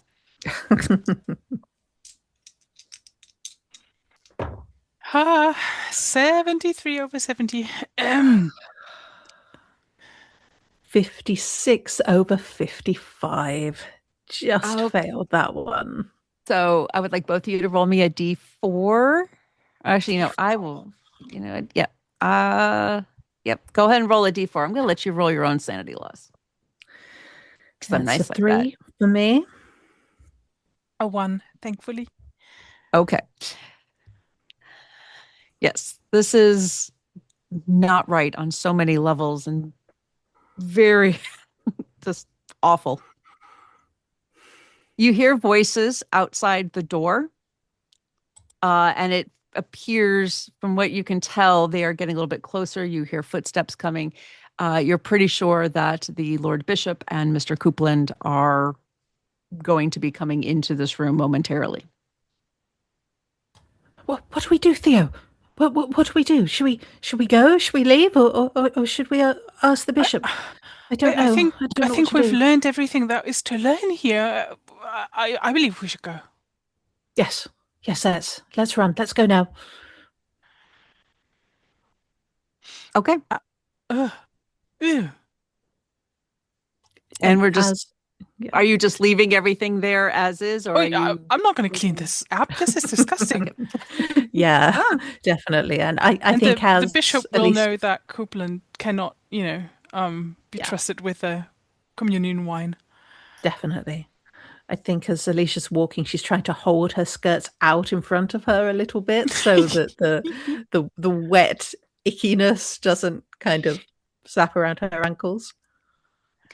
Let me just clarify one thing. Now that we've heard the story, or the gossip anyway, the gargoyle-like creature wasn't sort of aquatic seeming, right? It wasn't a siren. Did it have a tail? It didn't. Let's see. It actually, you go up as you leave, narrowly avoiding Mr. Copeland and the Lord Bishop. But as you head out, you take another look at this figure, this stone figure. And it definitely has the look of a kind of a grizzled old woman face with teeth in a scream. It looks like it has small horns up on its head, with this kind of frazzled hair, feathered hair, kind of going back into the body of a bird with these wings, feathered wings, looking a bit rough. But what you didn't see from the front, now you see it coming from the back as you take a look. Yes, there is a tail. The body goes Oh, down into a long, kind of swirling tail around. Hmm. I don't suppose there's any inscriptions or any writing, even in another language. You don't see any on the statue. Hmm.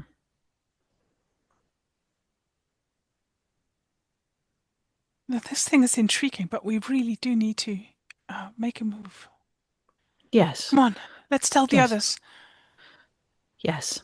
And Alicia takes Theo's hand, I think, and makes a run for it.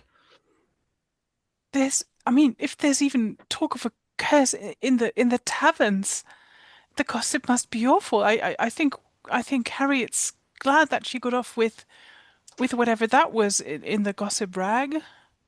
Hmm. Yes. Well, we can't go in a tavern, can we? Can we? Oh gosh, no. No, no, of course not. Well, yes, let's go and speak to Phoebe and Kamala. They'll know how to proceed. But they have to know about this, and they have to know about that heart thing in the. Oh, I It think really Mr. feels Coupland's like been a drinking heart in that. it. As you head towards the front door, you hear the thunk thunk thunk of rapid steps behind you. Miss. You hear Mr. Copeland. You hear him kind of bump Oh, back, into a couple of the pews. But he runs forth. Miss. Um, don't.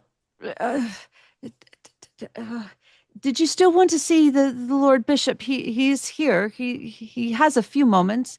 Um, he's kind of looking at you like uh he if you speak with him, I might have time to clean up the mess. oh, Oh, oh, of course. Yes, we're going to do you that favor. That's not an issue, I of think. course. Um, you were so Yes, kind with us. Yes, of course. If we yes. can do you a favor now. But if you don't mind the suggestion, Mr. Coupland, I think perhaps you should open a fresh barrel for the next service. I think. I think it might be corked. Oh The yes, wine. yes, of course. uh, uh Yeah, yes. that didn't seem right. This way. And he leads you into a side room that it looks like it's probably like the choir, where the choir rehearses, from the seats and the stands that they have set up. And the Lord Bishop himself, the Right Reverend Lord Bishop of Bath and Wells, is there, looking very official. Uh, and he turns. I Mr. Coupland said you needed to speak to me. Good morning, Your Grace. And she will curtsy, as would be expected, I think, of anybody meeting a bishop at this point. Oh, go ahead and roll me an etiquette roll. Okay. And Alicia has 40% etiquette. Her mama has drilled her fairly well, but that didn't stop her from rolling a 94.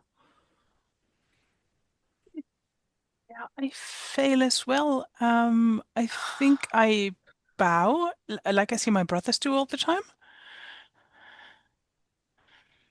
All right. Both of you are going to lose 3 points of reputation.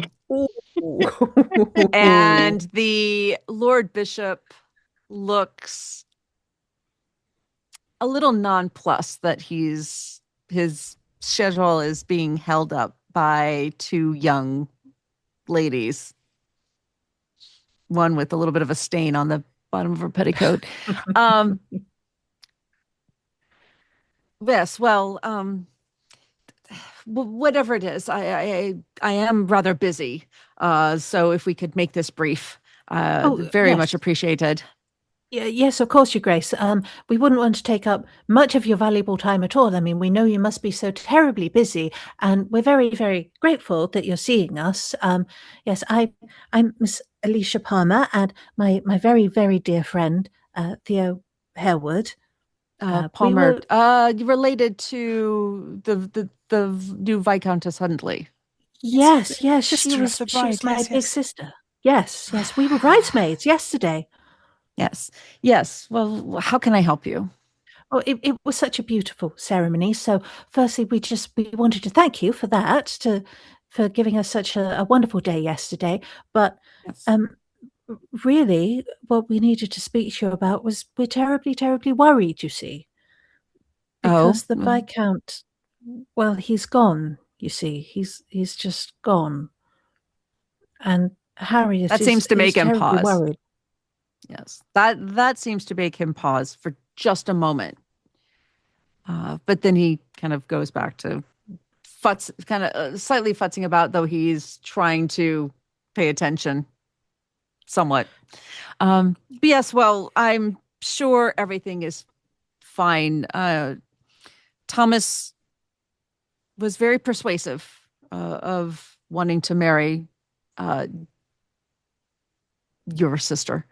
I granted the special license for them to marry on such short notice myself. I do hope that the Viscountess is well. Well, she's terribly worried. Yes, well, I like to think that the lady knew what she was getting into at the time, but he was determined. So it was done. Please, Your Grace, if you know anything about where the Viscount is, you must tell us. I can't bear to see my sister like this. I am not privy to his movements. They were married. The ceremony went well. All the proper documentation was signed. The Viscountess is as she is now. Really, there is nothing more that I am aware of. If you want to know more, perhaps it's at the home, etc., the estate. Both the brothers seem to be needing to go there. I don't know. That's where they were headed. The family home, I'm sure he's probably there. I mean, why not? That is where they were to honeymoon. That is where they were to take up household. Or would he know. leave Harriet behind? That makes no sense. Or he should at least have left a note, don't you think? Well, he did leave a few papers here. I don't know if they have any type of information, but you are welcome to have them. Oh, where is he? Coupland, where are you? Coupland. And you hear Mr. Coupland's footfalls coming quickly. In his hand, as he enters the room, he has a few papers in them, as well as a small box. Yes. Did you need that? Yes, that's exactly what I need. Hand it, please. Thank you. And Mr. Coupland kind of almost shoves this into your hands, Alicia. So there are a few papers and a small wooden box. Now, if you'll excuse me, I have other more pressing matters to deal with. Should you need our services again, I'm sure that Mr. Coupland can assist you with that. Thank you very much, ladies. May God bless you. In nomine Patri Spiritus Sanctus. Thank you. And he just kind of walks out of the room, almost imperiously. Mr. Coupland looks at you and mouths, "Thank you," and quickly follows after the Lord Bishop. Well, that was interesting. That went well, I thought. Yes, you did fantastic. Oh, thank you. Well, it does make a great deal of difference having a friend with me, you see. It's my mama says one day my mouth is really going to get me in trouble. Not But today. no, not We today. got so much out of him, yeah. We did. Shall we have a look in the box and read the papers, or do you think we should take it elsewhere and take it back to the others? Or maybe let's have a To very quick look before I'm so yes. curious now. To be honest, I can't wait to get back and change my petticoats. Oh gosh, yes. This stuff is But yes, vile. let's have a quick look. Through the papers, you shuffle through the papers. Steve, if you could put out handout 6, handout 7B, Oh, it's a lot. and handout 10, please. Oh, we've hit the jackpot here, Yeti. Oh, I'm not sure if I should be reading this. It's a love letter, isn't it? Oh, one of them is in. Oh, it's in Greek. My goodness.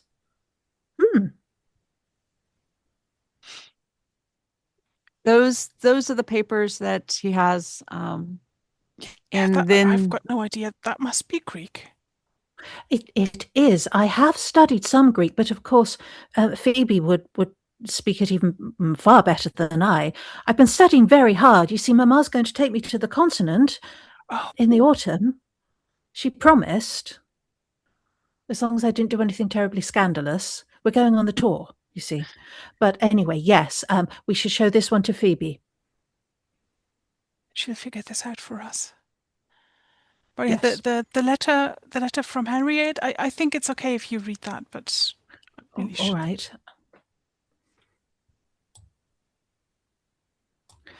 Darling Thomas, these past weeks, our time spent together has brought me so much joy. As you are aware, my regard for you has grown.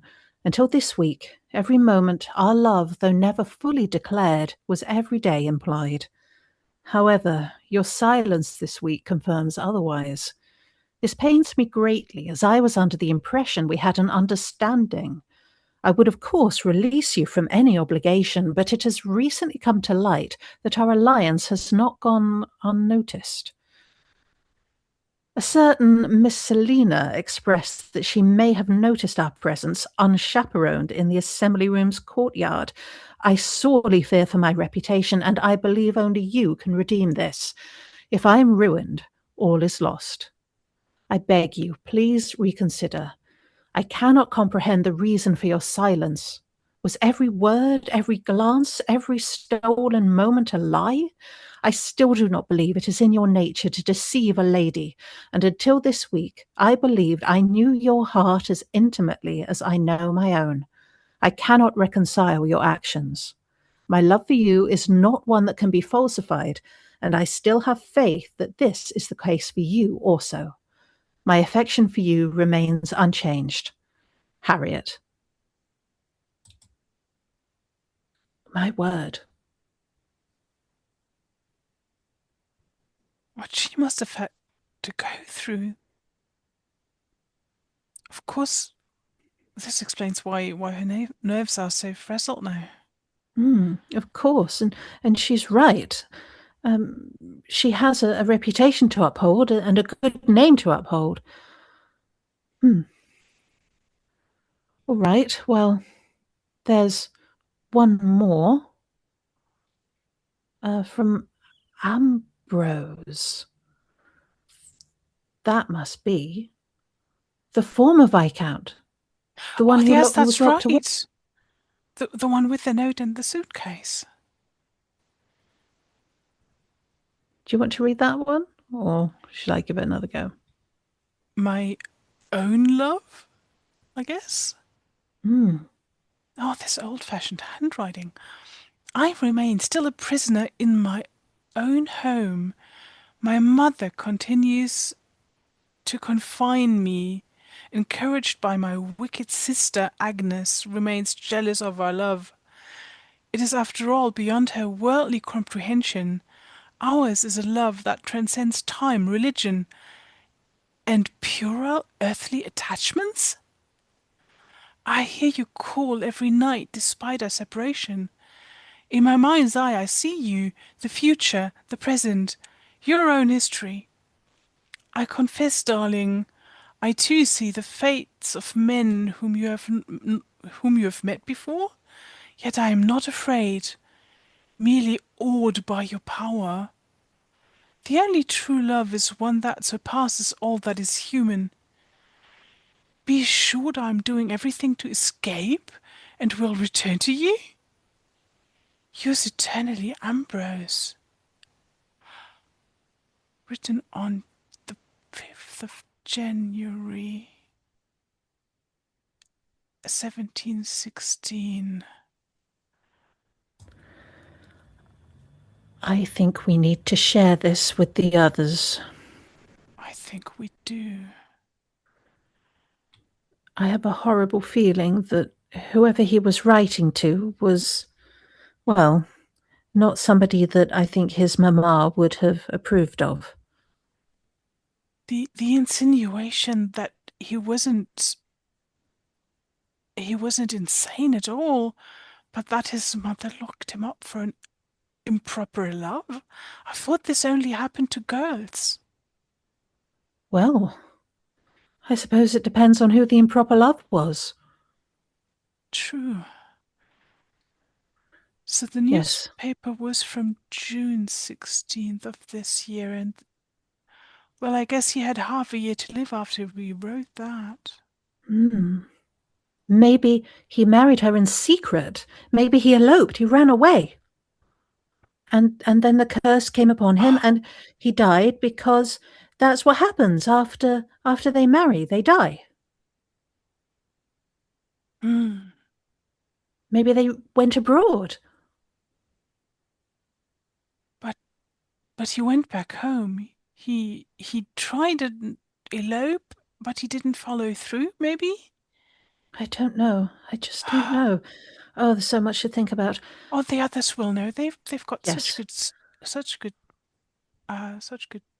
thinking minds, not like my own. You're very intelligent. You're very clever. We're going to leave the two of you. Where are you headed to? As you, I'm assuming, are walking and talking. Are we rendezvousing back at Harriet's, or? Yeah, I guess so. Is that where we would have agreed to go back to, or back to wherever we are I lodging? would have thought so. That would make sense. Probably back to where we're lodging so that we don't distress Harriet any further until we've got something concrete to tell her. Yeah. Okay. Yeah. We'll go back to our rooms. Yep. You will be heading back to 12, apartment 12 at the Crescent. We will return back now to Miss Joshi and Miss Andino. You were following Francis, the Lord Fable. He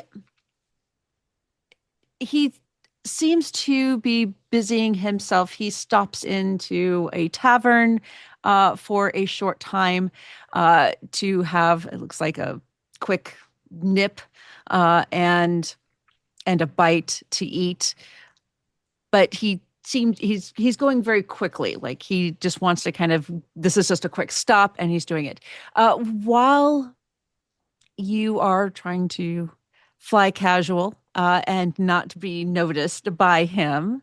And I'm going to check to see. No, he does not notice you. He seems very much in his own headspace. But while you are waiting there, there is a gentleman, and I use the term in quotes, because Kamala, you know of this. He's fairly well known, as he is a frequent, how should we put this? Almost practically a resident of some of the local tavern scene.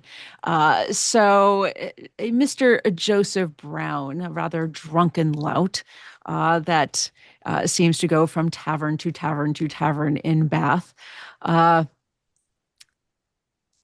he is drinking and talking quite loudly with practically anybody in earshot who will listen.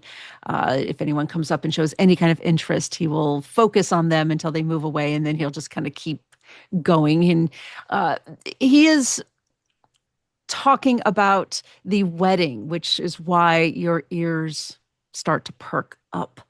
One of the couple of things over the din of the tavern talk, you overhear him speaking about, oh, well, it won't be long. We'll hear the Huntley, the Viscount will be gone and another Viscount will be born and the cycle will continue. I'm telling you, the family is cursed. Cursed, I tell you. That harpy, that siren that haunts them that on the grounds, the manor, yes, it drove his ancestor mad. It will drive him mad as well. They're all mad. Another Another, oh, come now, I will pay you on Tuesday for a drink today.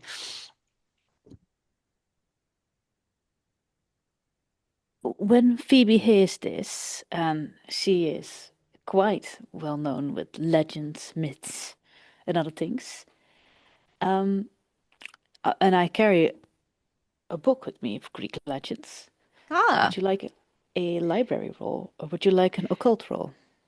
you know what? I will let you choose between the two of them, whichever one you have best. Library use. Excellent. Perfect. Perfect. I will leaf furiously through my book as I roll a 29 on the 60, making it a hard success. Fabulous. Uh, you flip through your book, and as you flip through your book, you find this page. Sirens have a lot more wings than I remembered.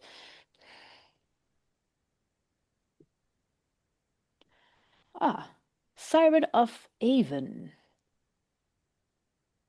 The Avon is the river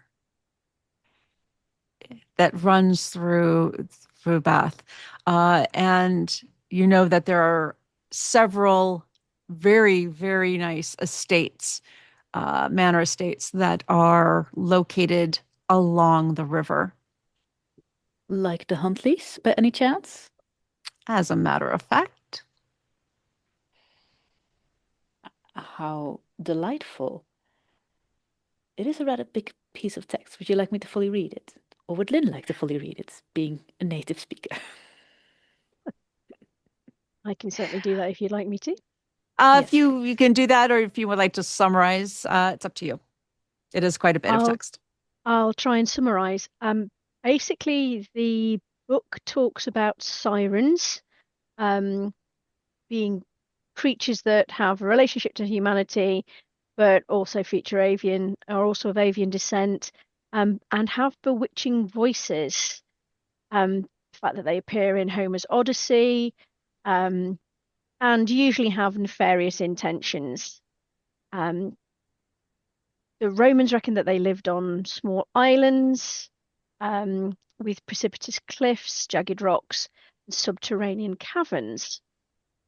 Um, Allegedly, um, a few of these sirens arrived in Albion, i.e., England, and one chose the River Avon as her dwelling place, um, luring many good, strong Englishmen to their deaths.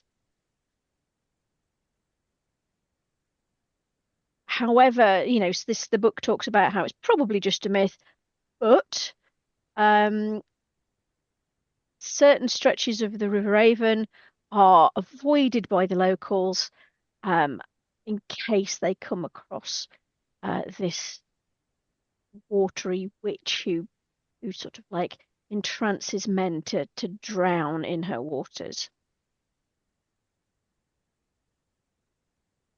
The drunken gentleman at the end of the bar,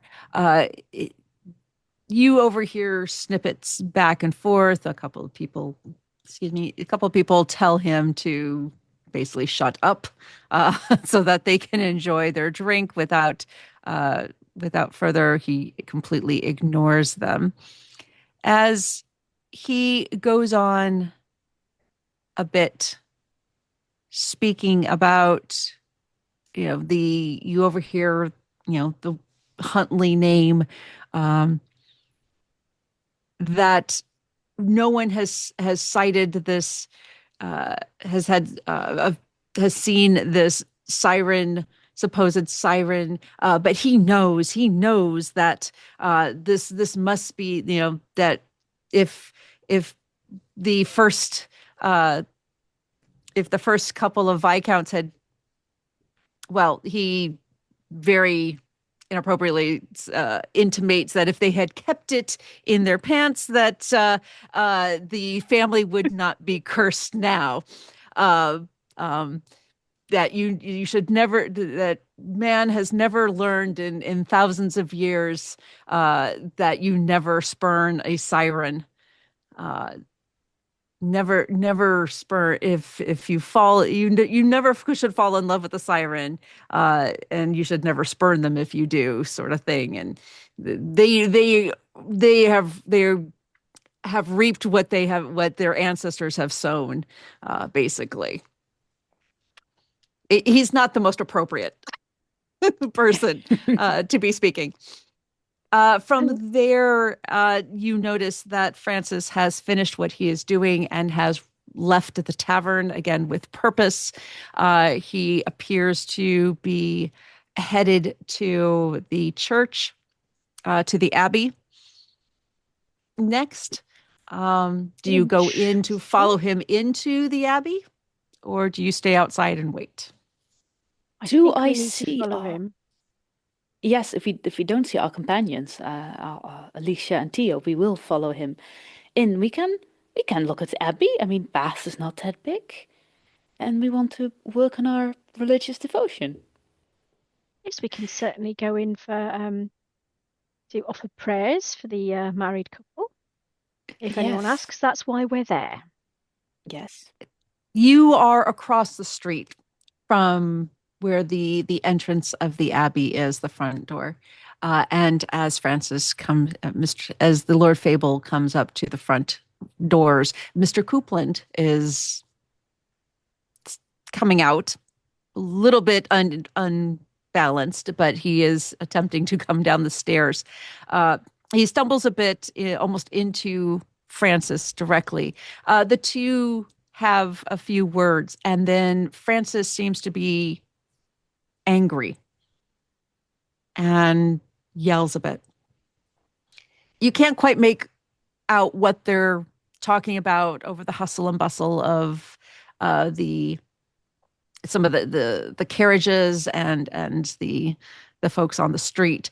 But he definitely seems to be upset about something, angry about something. And with that, he storms off a ways, and then you lose sight of him.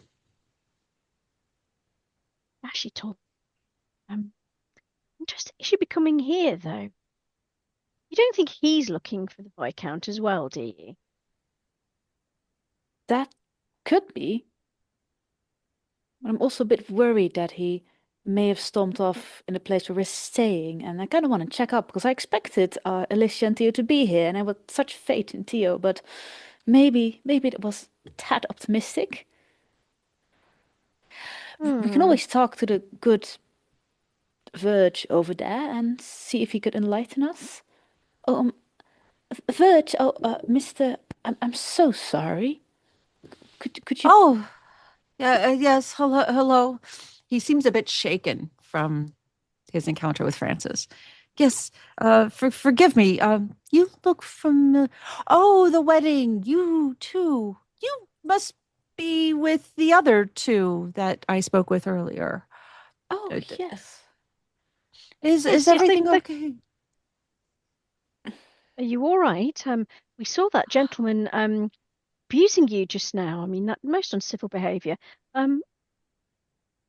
What on earth could he have held against you? Oh, yes, the Lord Fable is very I seem to have upset him. It seems that he had placed something rather important with us, and I was not aware of it. And I do believe your companions may have may have the item that he seeks. I Dear, see. dear, dear, Did you dear. tell him that? Uh, yes. Well, Oh, fear please not. We will excuse us. sort this right out. Well, in my defense, he did threaten bodily violence against myself, and it's just, I just, well, that's just not I right. It's growl terrible. at Yes, it is. him. And I'm sure you can understand why we must go and check immediately on the welfare of our friends. And I Of hiss at him. of Alicia, of course, I serenity. do. I am. Uh, excuse me. I think I need a bit of liquid courage. Yeah. And he kind of rushes off towards the whatever the nearest tavern is. Phoebe, we need to hurry. Yes. Is there a hackney cab we can rustle up to outpace this man, or is that not worth doing that in Bath?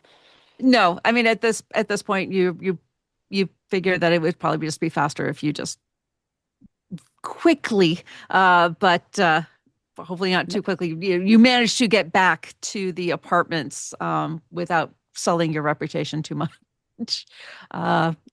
Phoebe doesn't care. Moving, Phoebe will. Doing the Regency speed walk, basically. The Regency yes, speedwalk, yes. Regency speed walk, yes, which is its own thing, and all of you will return to gather once again at the Royal Crescent at the apartment. I inform the servants that we are not receiving visitors because we are out. And if they ask why, I repeat, we are out. As I close the They, door behind us. yes, they seem a little confused and a little concerned and a little curious, but they comply. You're all Oh, together. Alicia, dear, you're well. That's great. I do fear that you may have upset Lord Fable, and he was in quite a state. I think he threatened to verge to the bodily harm to get something that was now in your possession. How can we have upset him? We've never even met. Oh, Did we had a very nice talk with Mr. Coupland, and then we met His Grace, and oh, they've given us such strange things, such You must strange pieces see of this. paper. Yes. There's Greek for you to read, Phoebe. Oh, delightful. Give it here. My Greek is 75%. I can just read it straight off the page. Okay. Two things you notice. Yes, it is absolutely written. The message that you can read is written in Greek. But the second thing that you notice is that the paper smells a bit like lemon. Oh dear. Well, fire. Well, let's get a candle then, ladies. Get me a candle. So I hold it for the invisible ink to show up. So Nice. you make sure I got the right one. Do I have the right one? That I've is. just noticed there is, in fact, a picture of a candle on that handout. And a very fake lining that I've been trying to read the whole time. me too. So here is what your translation is. The Greek part translates as the siren's curse. He who betrays the passerine maid shall never more find solace, and on the night the vows are sealed shall regret he broke his promise. And as you hold the paper up to the candle, to yes, there are words that start to appear and they darken. So it becomes readable. And what it says is, to the wedding altar gather blood of the cursed, flesh of the curser, soul of the undoer, chant 3 times retrograde. Well, however are we going to get flash of the cursor? You think this is some sort The of heart. way The of heart. removing the curse? I hope so, Theo. You said something about a heart. Yes, it was the most curious thing you wouldn't believe. You see, the poor virgin, Mr. Copeland, he's, a bit into his drink, and he was into the communion wine in the vestry, and then one of the barrels cracked a bit, and it was disgusting. The smell. Oh, you must have a look at Alicia's petticoats. She took a sample for you most cleverly. But inside that little barrel, there was a green, brown, dried, foul Heart. It was a heart. Why should such a thing be kept in a vestry, I ask you? Ugh. Maybe But to keep it there out it of was. reach. Out of Oh. reach of a siren, but I mean, I think we can. I think. Oh dear. Oh, dear. Is Harriet now part of this curse? Is she now carrying the next Duke? And is her blood then accursed? Or do we need the Viscount? Is the Viscount? Where can we find the Viscount? Also, there's something with a soul. Any suggestions? I think we need to sit down and just think about this logically. So I take it that what we're saying is that we believe that there is a curse, and that we have stumbled across the method of breaking said curse, and exciting. we need to find a rotting heart in a communion wine barrel, the Viscount and Harriet, and take them to the cathedral and perform some sort of strange ritual, presumably without the bishop's knowledge. Does it Alicia? need to be at the cathedral? Yes.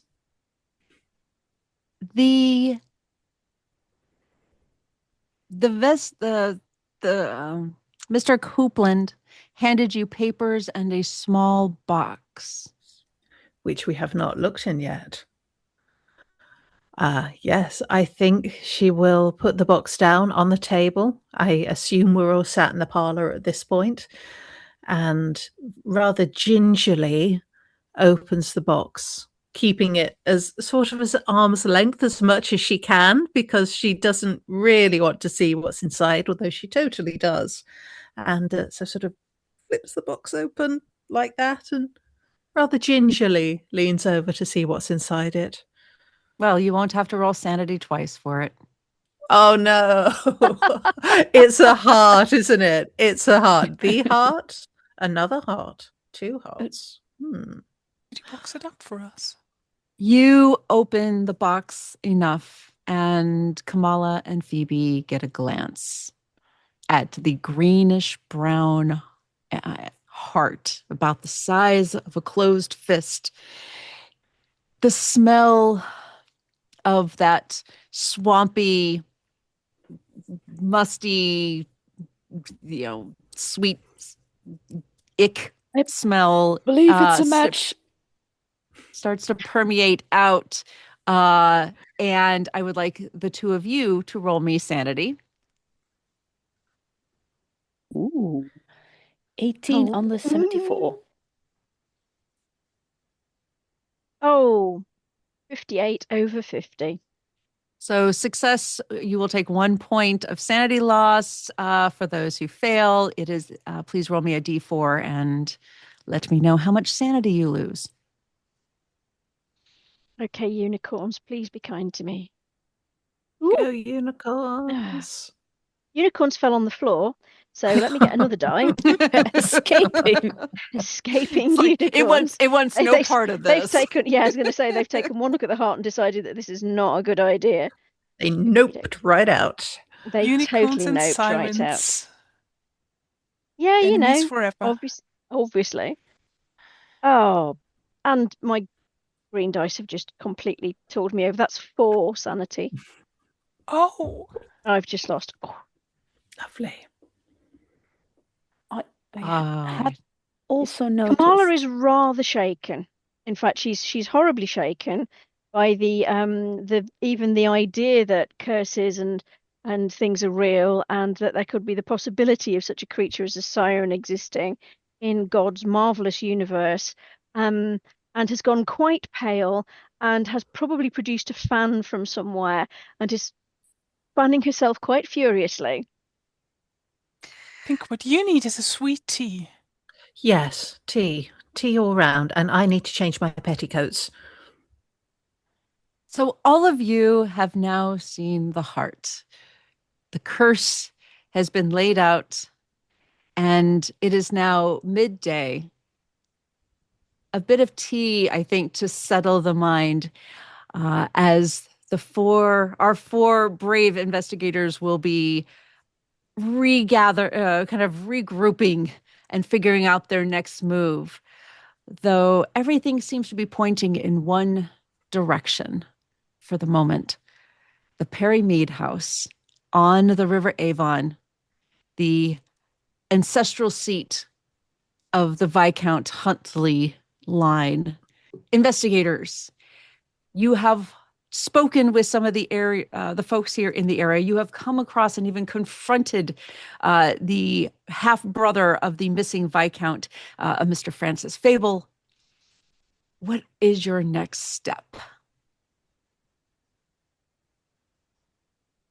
I think Francis might have been planning to undo the curse or get more power, so he was planning something, and he wanted the stuff that we have.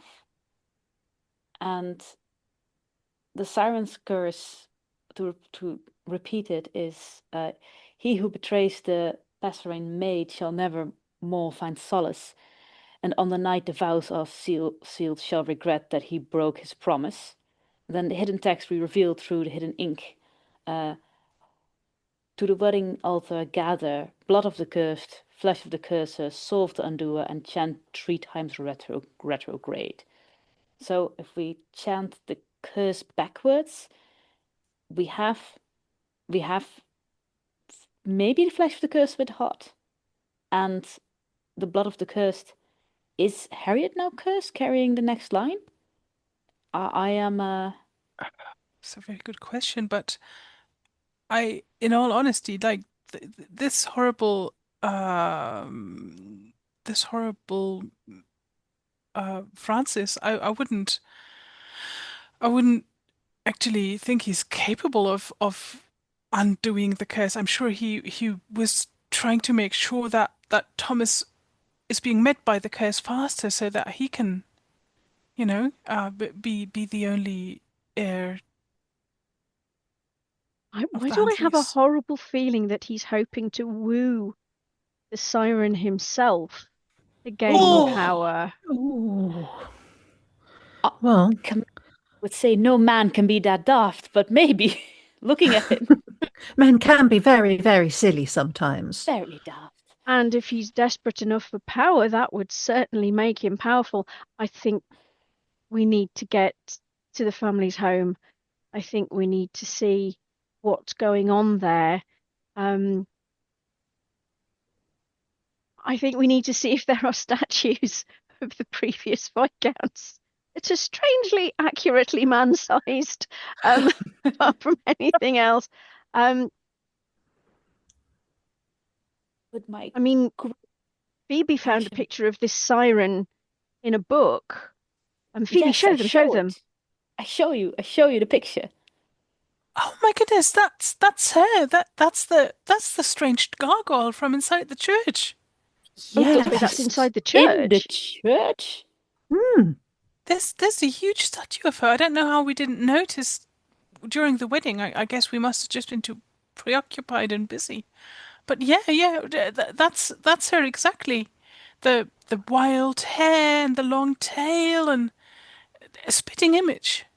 Do I Yes, we thought remember she her? was just a gargoyle first, but no. Do I remember being particularly bored at the wedding? Any other statues or this? Or was this? Do we all feel this was a rather recent addition? No, I mean, you were there for your friend, so you were more focused on her, trying to support her. All the flurry of activity that was happening in and around the day itself. It never really occurred to you to look around and examine the church. You saw it was a church. It was a very big, grand church. But that's about all you really paid attention to. I mean, if there is this curse associated with the family, I mean, we know that most of them are interred at the Abbey. And abbeys sometimes do have very strange statues in them, and Bath is very old. Um, I mean, it probably isn't a coincidence, but let's comfort ourselves for the moment by assuming that it is, and worrying about that later. So it is And about midday, just to let everybody know. It's about midday. You've taken pretty much all the morning. You were summoned to Harriet's chambers quite early, just barely after breakfast. And you know a couple of things. One, there is the crypts. Again, the who's who of the Ton are basically buried there, interred there in some way, shape, or form. You know that the manor house for the family, for the Huntley seat, is just a very short drive out of town by a carriage. It wouldn't take long. There are also several, the livery that you didn't go to, as well as, of course, the tea houses and taverns and whatnot around the area. And yeah, I propose we go to the livery, check as we were going to before we discovered Lord Fable rushing out of there, and then we can hire a carriage to take us to Viscount's family seat. I mean, at least that way we're killing two birds with one stone. Although that might not be the most appropriate phrase to use in time. Yes, we can keep the carriage for the rest of the day so that it can take us around wherever we need to go without being seen and moving as quickly as we can. I think time would be of the essence here. I really hate to think of having to return to Harriet and her having to, when the sun sets and if she goes to bed all alone, it would be terribly sad if we didn't have any news for her of her husband. I agree. Let's do a Regency speed walk. And the Regency speed walk begins. The four of you, I'm assuming, are traveling together this time and not splitting the party. Oh, yes. Okay. So the four of you head back out after having a spot of tea, discussing all this over some tea and a little bit of nourishment, and heading back out into Bath. You head to the third livery that you met or ran into Lord Fable, and head in. The proprietor is there, bustling about. Looks like he's saddling up a carriage. Oh, good afternoon. I wonder if you could help me. Oh, my lady, your servant. How may I be of help to you? Well, two things. First, we would like to check the arrangements for our Viscountess Huntley return to the family seat tomorrow, just to make sure that everything is in order. We'd also like to check to see if Viscount Huntley or his brother have popped in this morning. I do believe that they were meant to come in and check the arrangements, but may have been unfortunately delayed. And then we would like to hire a carriage to take us on to the hall, just so that we can make some special arrangements for the bride for her arrival tomorrow. Oh, Miss Joshi, it is an honor. You are most welcome. Please. And he kind of leads you over to a desk area inside a little office. Yes, give me one moment. The wedding was lovely. We heard we were quite busy yesterday, preparing everything. The bride did look quite lovely. We were very honored to be asked to provide the carriage, a service to bring her there. So we hope that We hope that everything went well. We hope you have heard only good things about our service. Of course, of course. That's why we've come to you. Wonderful, wonderful. Well, I do hate to disappoint, but there doesn't seem to be a carriage planned to take the Viscountess there. Let me check here. Oh, here we are. Yes. It seems that. Oh dear, interesting. Um, it might be a bit of a regular. I am not sure. It seems that that was changed. I was not here earlier. My associate was. It seems that there was a minor change. Um, the new Viscountess Huntley is scheduled to be brought over to the manor house tomorrow morning, but just her and her belongings. There is no mention of the Viscount on our rolls. She Strange. was to be alone. Uh, it seems that the Lord Fable made these changes this morning when he came to our shop. But he actually should be in one of our carriages now. Looks like he was headed back to the manor house himself. Uh, yes, we can get you there. It looks like he's probably been there for a couple of hours, according to when we were supposed to meet him.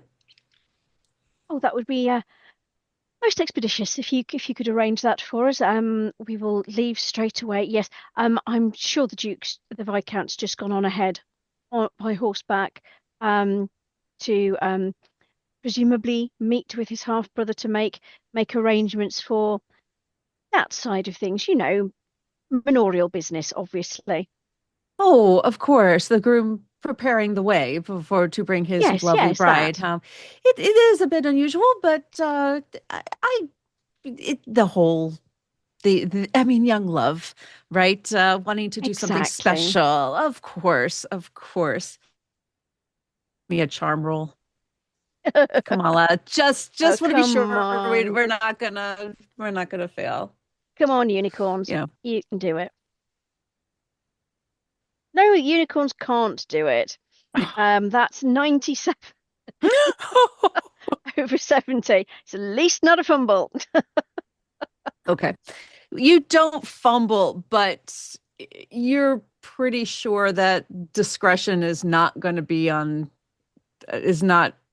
be part of the package with this.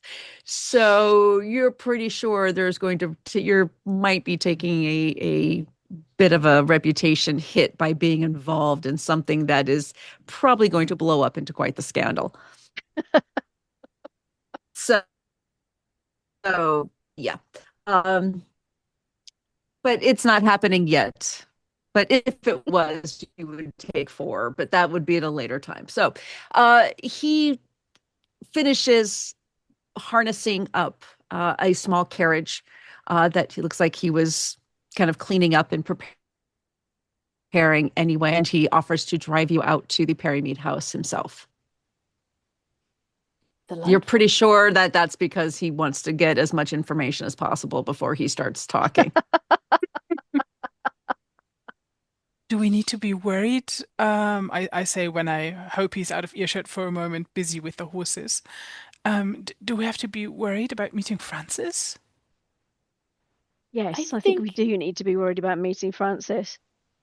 well, as long as Francis believes that we are simpering debutantes, then he might not see us as a threat. So as long as we can keep that act up, it will work in our advantage. But But he does know Well, that Coupland's Alicia told and him Theo we've got have the the heart. thing. So, but how hmm, do you think that he hid it in the church himself? that could be. That would make more sense. Because Shall if we? he hadn't, then we could just put something else in the box and give it to him and pretend that's what we got. But That does not. if he knows the contents, then I guess we would be found out in no. I mean, he wouldn't open the box with in our presence, right? He would have to leave us alone and retire to his uh rooms and do it there, and by that time we could get ourselves out of harm's way. I So think what if we just grabbed a newspaper and stuffed it in the box and pretended to deliver it to him? Yes, or a paperweight or something of a similar size and a similar weight. Obviously, Yes. I want Do you to know, I think stuff a that frog in just there like might I do to work. my brothers. See, if you can catch a frog, Well- I'll cover for you. It's no more than he deserves. That is true. I think you should frog him up. Yes, I agree. Where are we going to get a frog? We need to go. I believe I see a pond, dear keeper. We need to go to the river, don't we? We can totally find a frog. Side quest, frog. Kamala is So, starting to despair. In a pinch, I think some horse manure would do. The universe puts an idea into your head that if this discussion is happening in the carriage on your way there, that this is a family estate. You have a manor house. I mean, there are grounds. And you're pretty sure that as the grounds are on the River Avon, that you can probably find a frog or some other something that may do the Indiana Jones thing, and you can switch it out on the grounds themselves. In fact, it's as a house, there might be a paperweight. There are any number of particular options.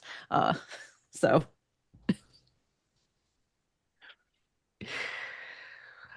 So I'm going to assume at this point that everyone, the driver finishes up, invites you all in to the carriage, and you leave and head to the Perry Mead house. Having these discussions along the way, trying to figure out what to do next. It doesn't take very long. Again, it's a very short distance just outside of Bath itself, into a little bit into the countryside, and you find yourself in front of a modest, stately home. It's a couple miles southeast of Bath. Whitewashed exterior hides the opulence of what you're pretty sure as you walk in is very opulent interior decorations. The housekeeper, Mrs. Werthers, greets you in at the door and leads you into a very nice small parlor. You will see that there is the ground floor and the first floor, so it's just a 2-floor house, elegantly decorated, definitely items that go back several generations, and plenty of portraiture everywhere of various family members, including the numerous Viscount Huntleys, going all the way back to the very first. But we will come back to that and their decision on what next steps they will take after a short break. So thank you again for joining us on the Miskatonic Playhouse. Hold on. We will be back in just a few minutes.